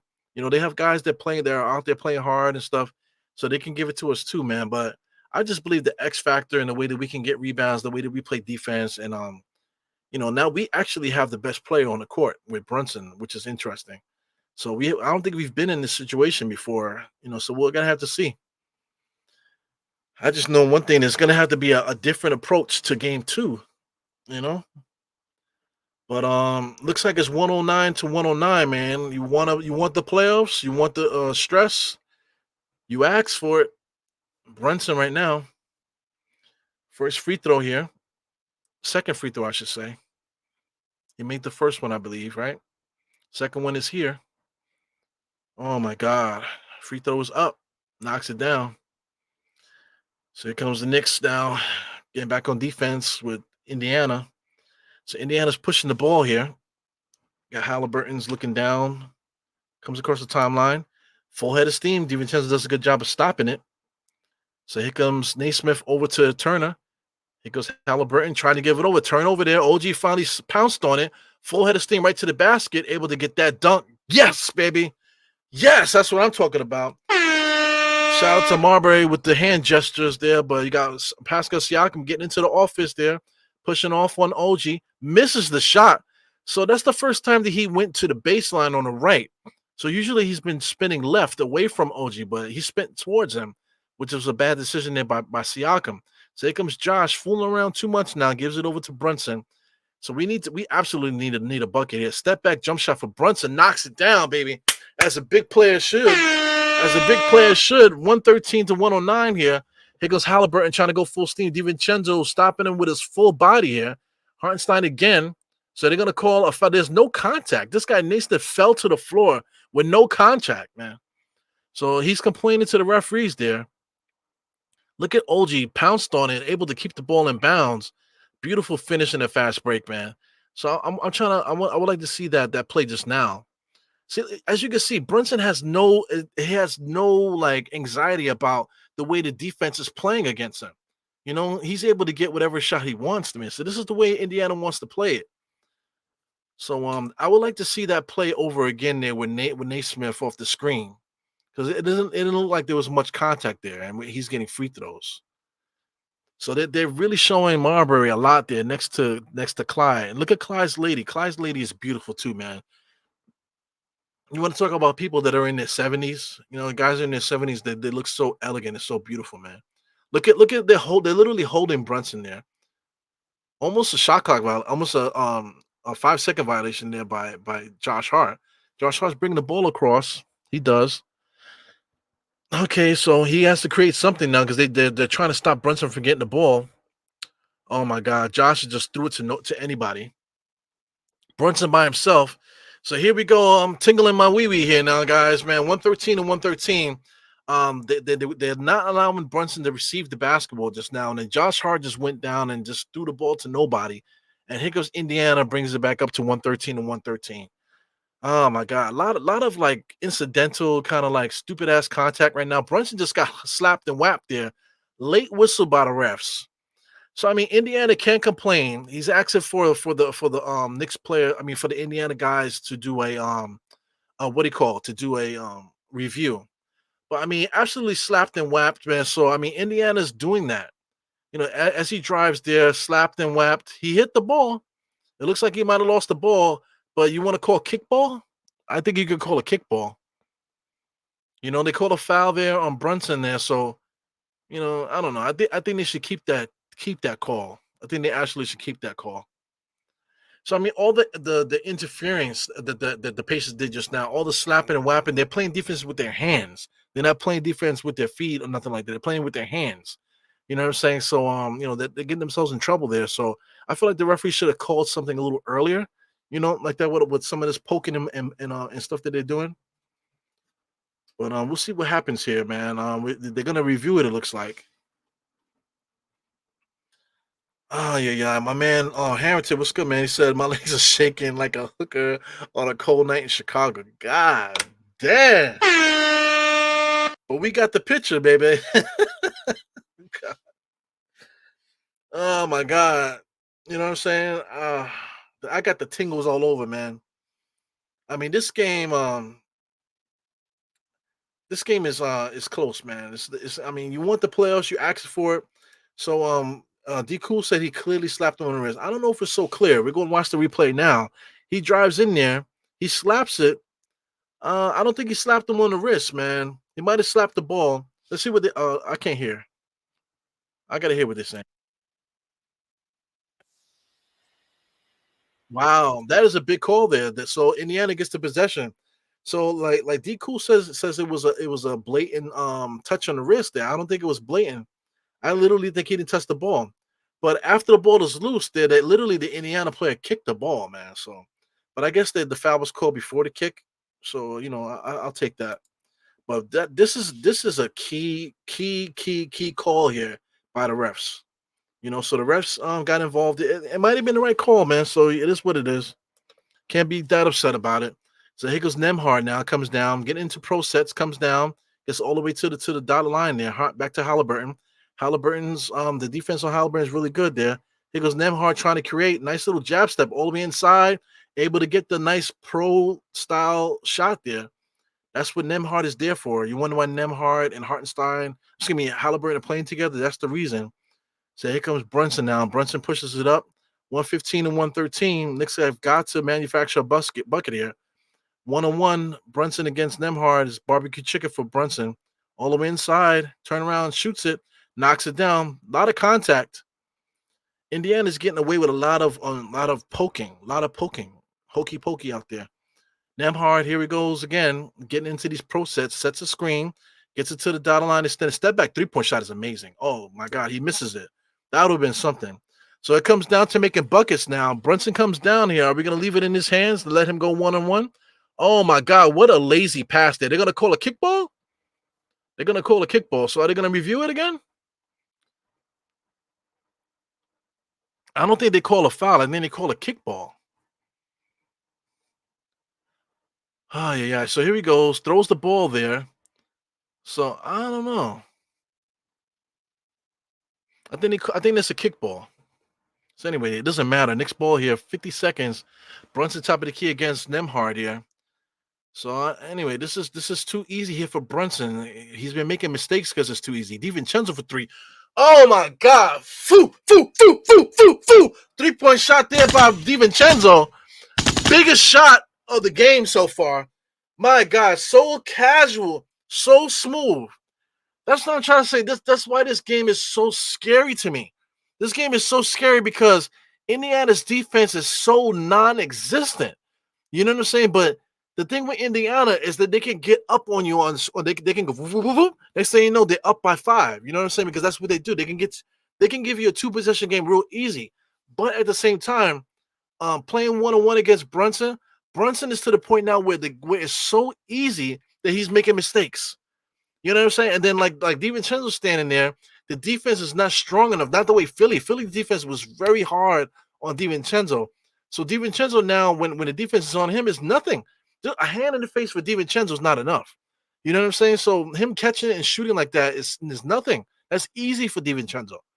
You know what I'm saying? So I don't know if you guys understand what I'm saying. The Knicks are able to score so easy because Indiana's not concerned with playing defense. They're more concerned with getting those quick runs. They'll get those quick two possession runs like that. So 39 seconds here. Still so much time on the clock, man. Unbelievable. But just like that, with that 3-point shot there, man. So I hate being behind because now I see Indiana's gonna score here. But sheesh, man. 39 seconds on my clock. I see it's 22 seconds on the game clock here, but looking to see what we do here. Oh my God, I'm gonna straight piss myself. So here goes Nemhard bringing the ball in bounce. He throws it into the backcourt. Pascal Siakam has it now. Spins. Oh, DiVincenzo almost got the steal. Here goes Naismith. Back to Pascal Siakam, barbecue chicken. Going the opposite way against OG has always been the right play for Siakam. He is not afraid of OG, which is interesting. So Brunson sweeps it over there. So Indiana's talking about that it's out of bounds on Brunson, man. What are they calling? And they called out of bounds on Brunson. They called out of bounds on Brunson. So Tom Thibodeau saying timeout. So Tom Thibodeau is cursing out thing. So that is out of bounds. That should be off of Nimhard. It looks like off his leg. So he comes across there. Definitely off of Nimhard's leg. That should be the next ball. So if they overturn this, this ends up being Indiana's look off the leg. Come on, that's off of his heel. That's off his heel, so that should be next ball. Sheesh.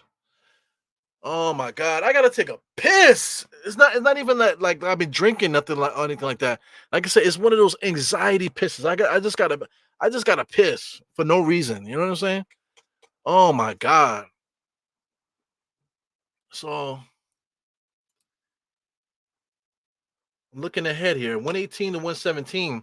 So the referees are going to review this. So this should be Nick's ball. It looks like it hit off his heel. It should be Nick's ball. Oh my god. So I'm looking at you guys here saying Dante 3. You're still talking about the last play. Big Ragu. So I'm like I said, I'm behind. I hate being behind, yo. I hate being behind these games, man, because oh my god. So what I'm saying here is that like this is I believe this is stuff that we can figure out. OG is being attacked by Siakam. Siakam is not worried about OG. What is he saying? What's this asshole saying here, the ref?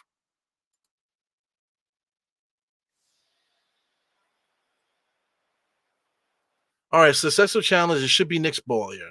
It definitely hit off his foot. So I mean, for certain things, I'm glad that we have the replay that we can get certain calls right. But sometimes, even after they review it, they don't get it right. So it's like it is what it is, man. This is fucking bugged out. So fuck. Oh my gosh. So here we go. Taking forever to get this ball in bounds, man. Golly. Look at Rick Carlisle, man. He needs some hand sanitizer near him, man. There's no way I'm shaking that dude's hand after the game. It's a nasty dude, man. Hickers DiVincenzo, Ragu, looking to get the ball in bounds there. Brunson's coming to get it. He finally does get it. A lot of papping and whapping, a lot of pushing and bushing here. Come on, man. Good play by Brunson to throw it and knock it off an Indiana player. But a lot of pushing and bushing, man. I mean, Brunson is complaining that you got to respect the line, man, because they're not giving him. Look, they're crossing the line. They're getting too close, not allowing him the space. You know, so it's not the space of as far as like once he got the ball. It's a space for him when he's doing the inbounds play. So good play there by Brunson there. So I mean, that might have been out on the Knicks. That might be out on the Knicks. Oh my god, that might be out on the Knicks. It is out on the Knicks. Oh my god. So Brunson is out the game right now. So this is a defensive situation here. So oh shit. No way. That's a guarding call there. This guy Miles Turner just got hit for the offensive foul. My god, that is a fucking bullshit play there, dude. Look at Halliburton here. I'm watching Ragu off a bump there. Oh, that is bullshit.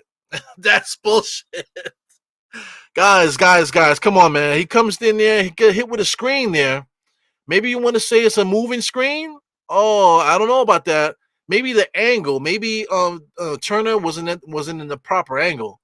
And the referees are gonna review this. Oh my god. So they're going to challenge this here. But let me tell you, Miles Turner set the screen, but he did not square his body. Watch the legs. The issue here is the legs. You see the legs? He comes out, he sets the screen, but he checks him with the legs. So this is how they look. The legs are there. Boom. So he clips him. He didn't really set a proper screen. He comes around the screen there and he clips him with the legs with the wide stance. This is the OG, not OG, what's my man for for Miami Heat? This is a Miami Heat style thing. Bam Adebayo. That's a Bam Adebayo screen right there. You know what I'm saying? So Bam Adebayo gets caught for that all the time. So I mean, this is a lot of bullshit happening right now. So We definitely got to get it back. The referee should be able to make this call quicker than. Oh, here goes.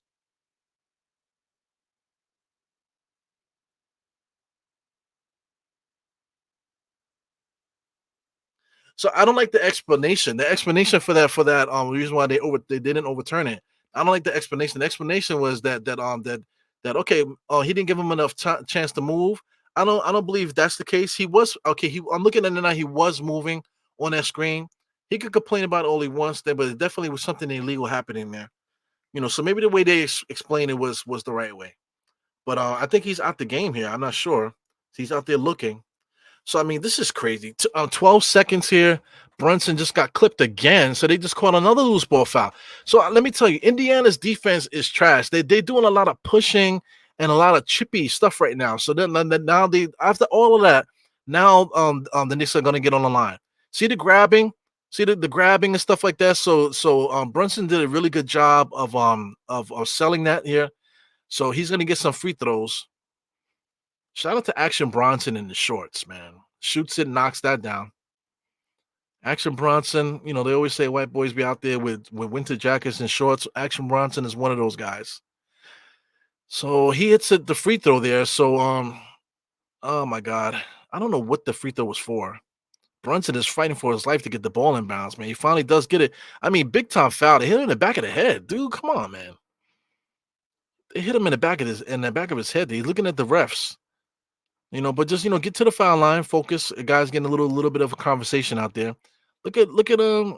It looked like he hit him in the back of the head, but he didn't. But he did foul him. Okay, watching the foul there, little push in the back, little extra sauce on there. So it's not a big deal. So Brunson got to make his free throws, man. Oh my god. So the Knicks are up 19 to 17. 10 seconds here. Thank God for NBA.com not being ready here. Not showing me anything on the scoreboard here because they haven't refreshed yet. So Brunson knocks down a free throw. So that leaves it a one possession game here. So I'll refresh it because I definitely don't want any spoilers on my side here. So I'll refresh it, and it looks like the Knicks won. God damn it! What a game, man! This is what. Oh my god, I can't take it. I can't take it.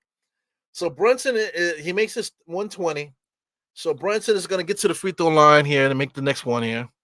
Second one is up. That makes it 121 to 117. 10 seconds here. Did you see me holding my breast just now, guys? Siakam gets the ball in bounds there, heaves it up. Halliburton loses the handle there, travel, and that's it right there. Halliburton almost got caught for a travel, gets it across the timeline. Knicks run the ball out, and we take care of the house. Oh my God, Knicks win game one, man. Jesus Christ, man. So listen. Let me talk it out. I have a lot of stress. I gotta pee. Very stressed out right now, man. But listen, Linda, listen. Indiana Pacers, they're gonna push the ball. They're gonna go on these little spurts here and there. They're not playing defense against the Knicks. They know that they can. They know that they can get up on the Knicks. That's the thing. They know they can get these two possession runs on the Knicks all the time. So that they can't really guard the Knicks one on one. Brunson and DiVincenzo and OG and all these guys. It's the defense is so easy to score against right now that the Knicks have been making mistakes. So once they get to the tape, hopefully they see that all of the ways that they score is going to be there. They just have to take their time, get through it, and just know that yes, it will be easy. So just take your time and knock down the shots that come to you. If the Knicks do that, then I think that we can have those conversations where we can sweep this team. But that's not going to happen if we can continue to allow these guys to get up on us like this and don't ever correct it because everything with them is a fast break. When it comes down to the half court, as you can see, Indiana can't really run half court sets too much. You know what I'm saying? They try to go. They've been trying to go at OG, who's one of the greatest defenders. When it comes down to it, he's going to make the proper play at the proper time. So it's a lot of talking right now. They just go right into the next game, which is kind of disrespectful. But I mean, oh man, the stress of this game, I don't know if I'm gonna be able to deal with it, man. I'm gonna be out tomorrow, guys, so there won't be a watch along or tomorrow. I'll try to get some content up, just to talk about the game and talk about the next one. But May 8th, which is game two, I will be at the watch party there on May 8th. Uh, up at Trayon Public House, man. This is in Washington Heights. This is right down the block from the one train. So the one train is on the corner. It's the next block down. You know what I'm saying? On Broadway, next block down, on the next corner, and it's right on the corner. Parking is as horrible as you know it in Washington Heights, man. So try to get there as early as you can. Please do not take my spot, okay? Because I'm going out there looking for the same spot you looking for, man. So hopefully that I can get out there and get myself a nice little parking spot. I can get out there, hang out in front of the spot, and see people coming in, handshake and stuff that, like we always do, greet people as they're coming through, jump in the spot, try to get me some food going on there. If come out there, if my people comes out, we can get some drinks together and stuff like that, and find a little spot we can just really enjoy the game together. I'm gonna be walking around. I gotta go outside to get air, that type of stuff, man. It's gonna be that type of series. It looks like, man, but I definitely will be here for May 8th. For people in Charlotte, man, this is for game two also, right? No, this is for game three. So for game three, if you're in North Carolina, check out Twins Peaks Concord Mills. So I'll be advertising this for the next game also. If you're in North Carolina for game three, please check out this spot, Twin Peaks Concord Mills in Concord, North Carolina, and you can hang out with some Nick fans out there with the Morning Brew crew. This and Guard Up Knicks is going to be out there. Uh, Josh from NBK, Freezy's out there, Jay Boogie's out there, so you can get out there and enjoy the game with those guys. But once again, for game two, I will be here, guys. So you will not see me on the screen. Like I said, I'm gonna try to get some content out during the day if I can. If I can't, so be it, man. I'll catch you guys next on the next one.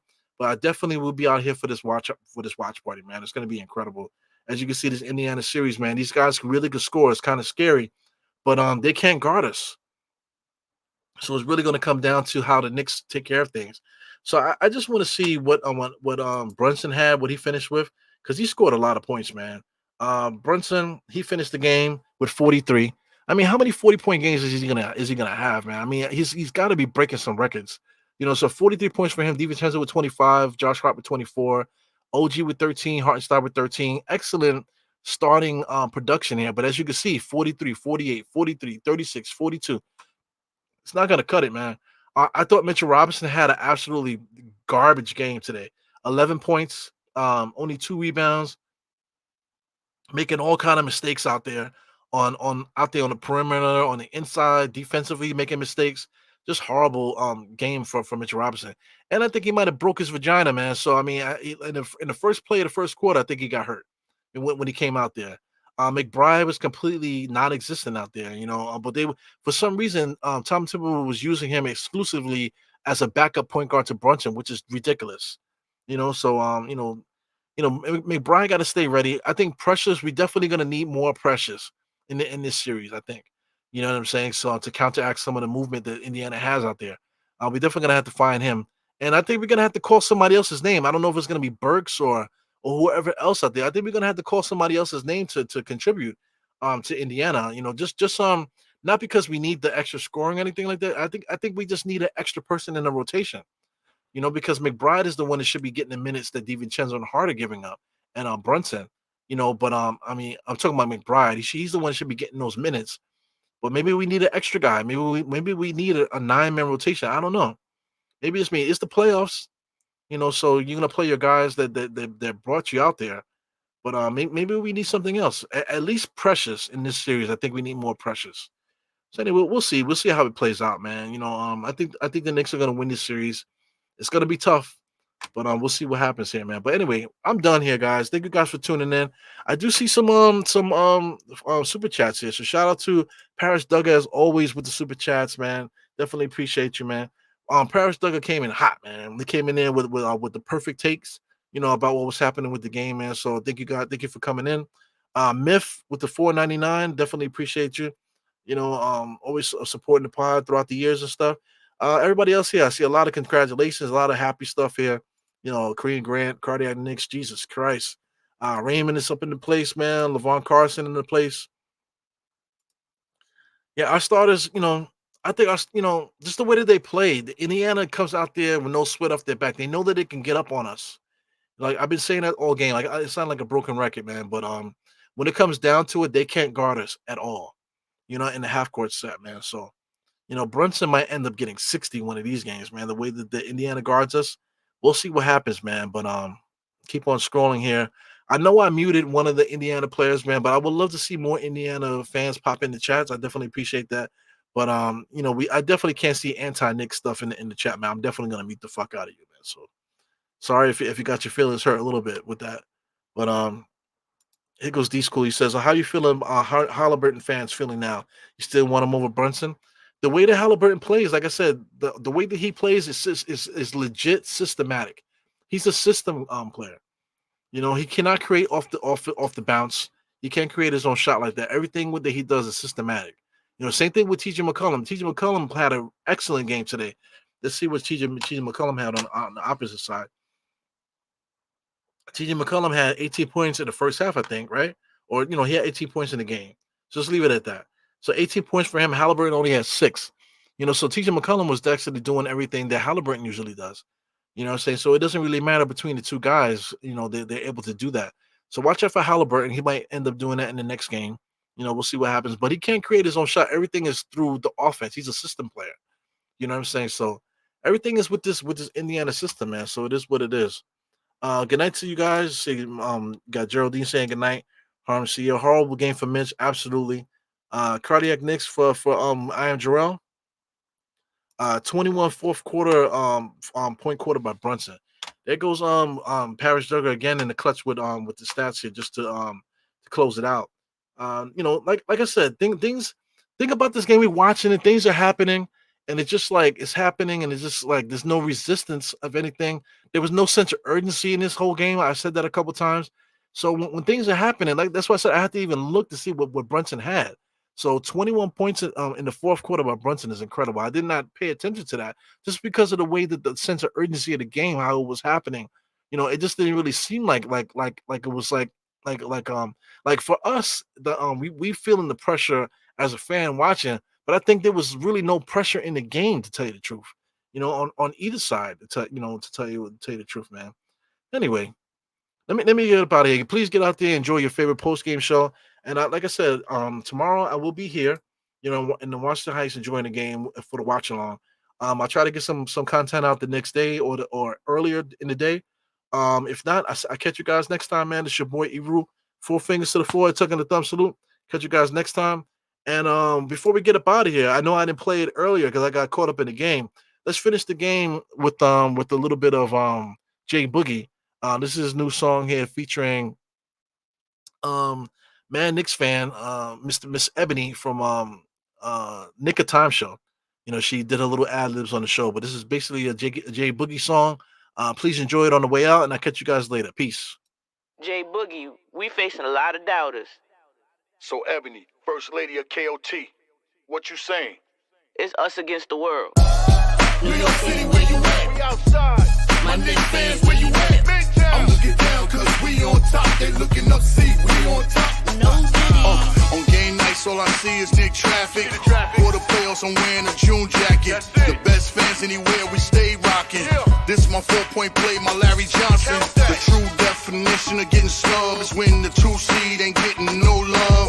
We know the cats from college known as teammates. Now the lead podcast and we some roommates. It's for the league, whoever wanna collide. That new commercial that told you I'm the vibe. Shout out to Mr. Rose, the plan working from the ESPN with these bars on Kendrick Perkins. Every game, the squad, we just go hard. Coach Tibb, Challenger, New Dodge. 5 boroughs of breath, the Nick plan from the Bronx, Queens, Manhattan, Staten, and Brooklyn. New York City, where you at? We outside. My Knicks fans, where you at? I'm looking down cause we on top. They looking up, see we on top. No Diddy. Yo, E, you crazy for that.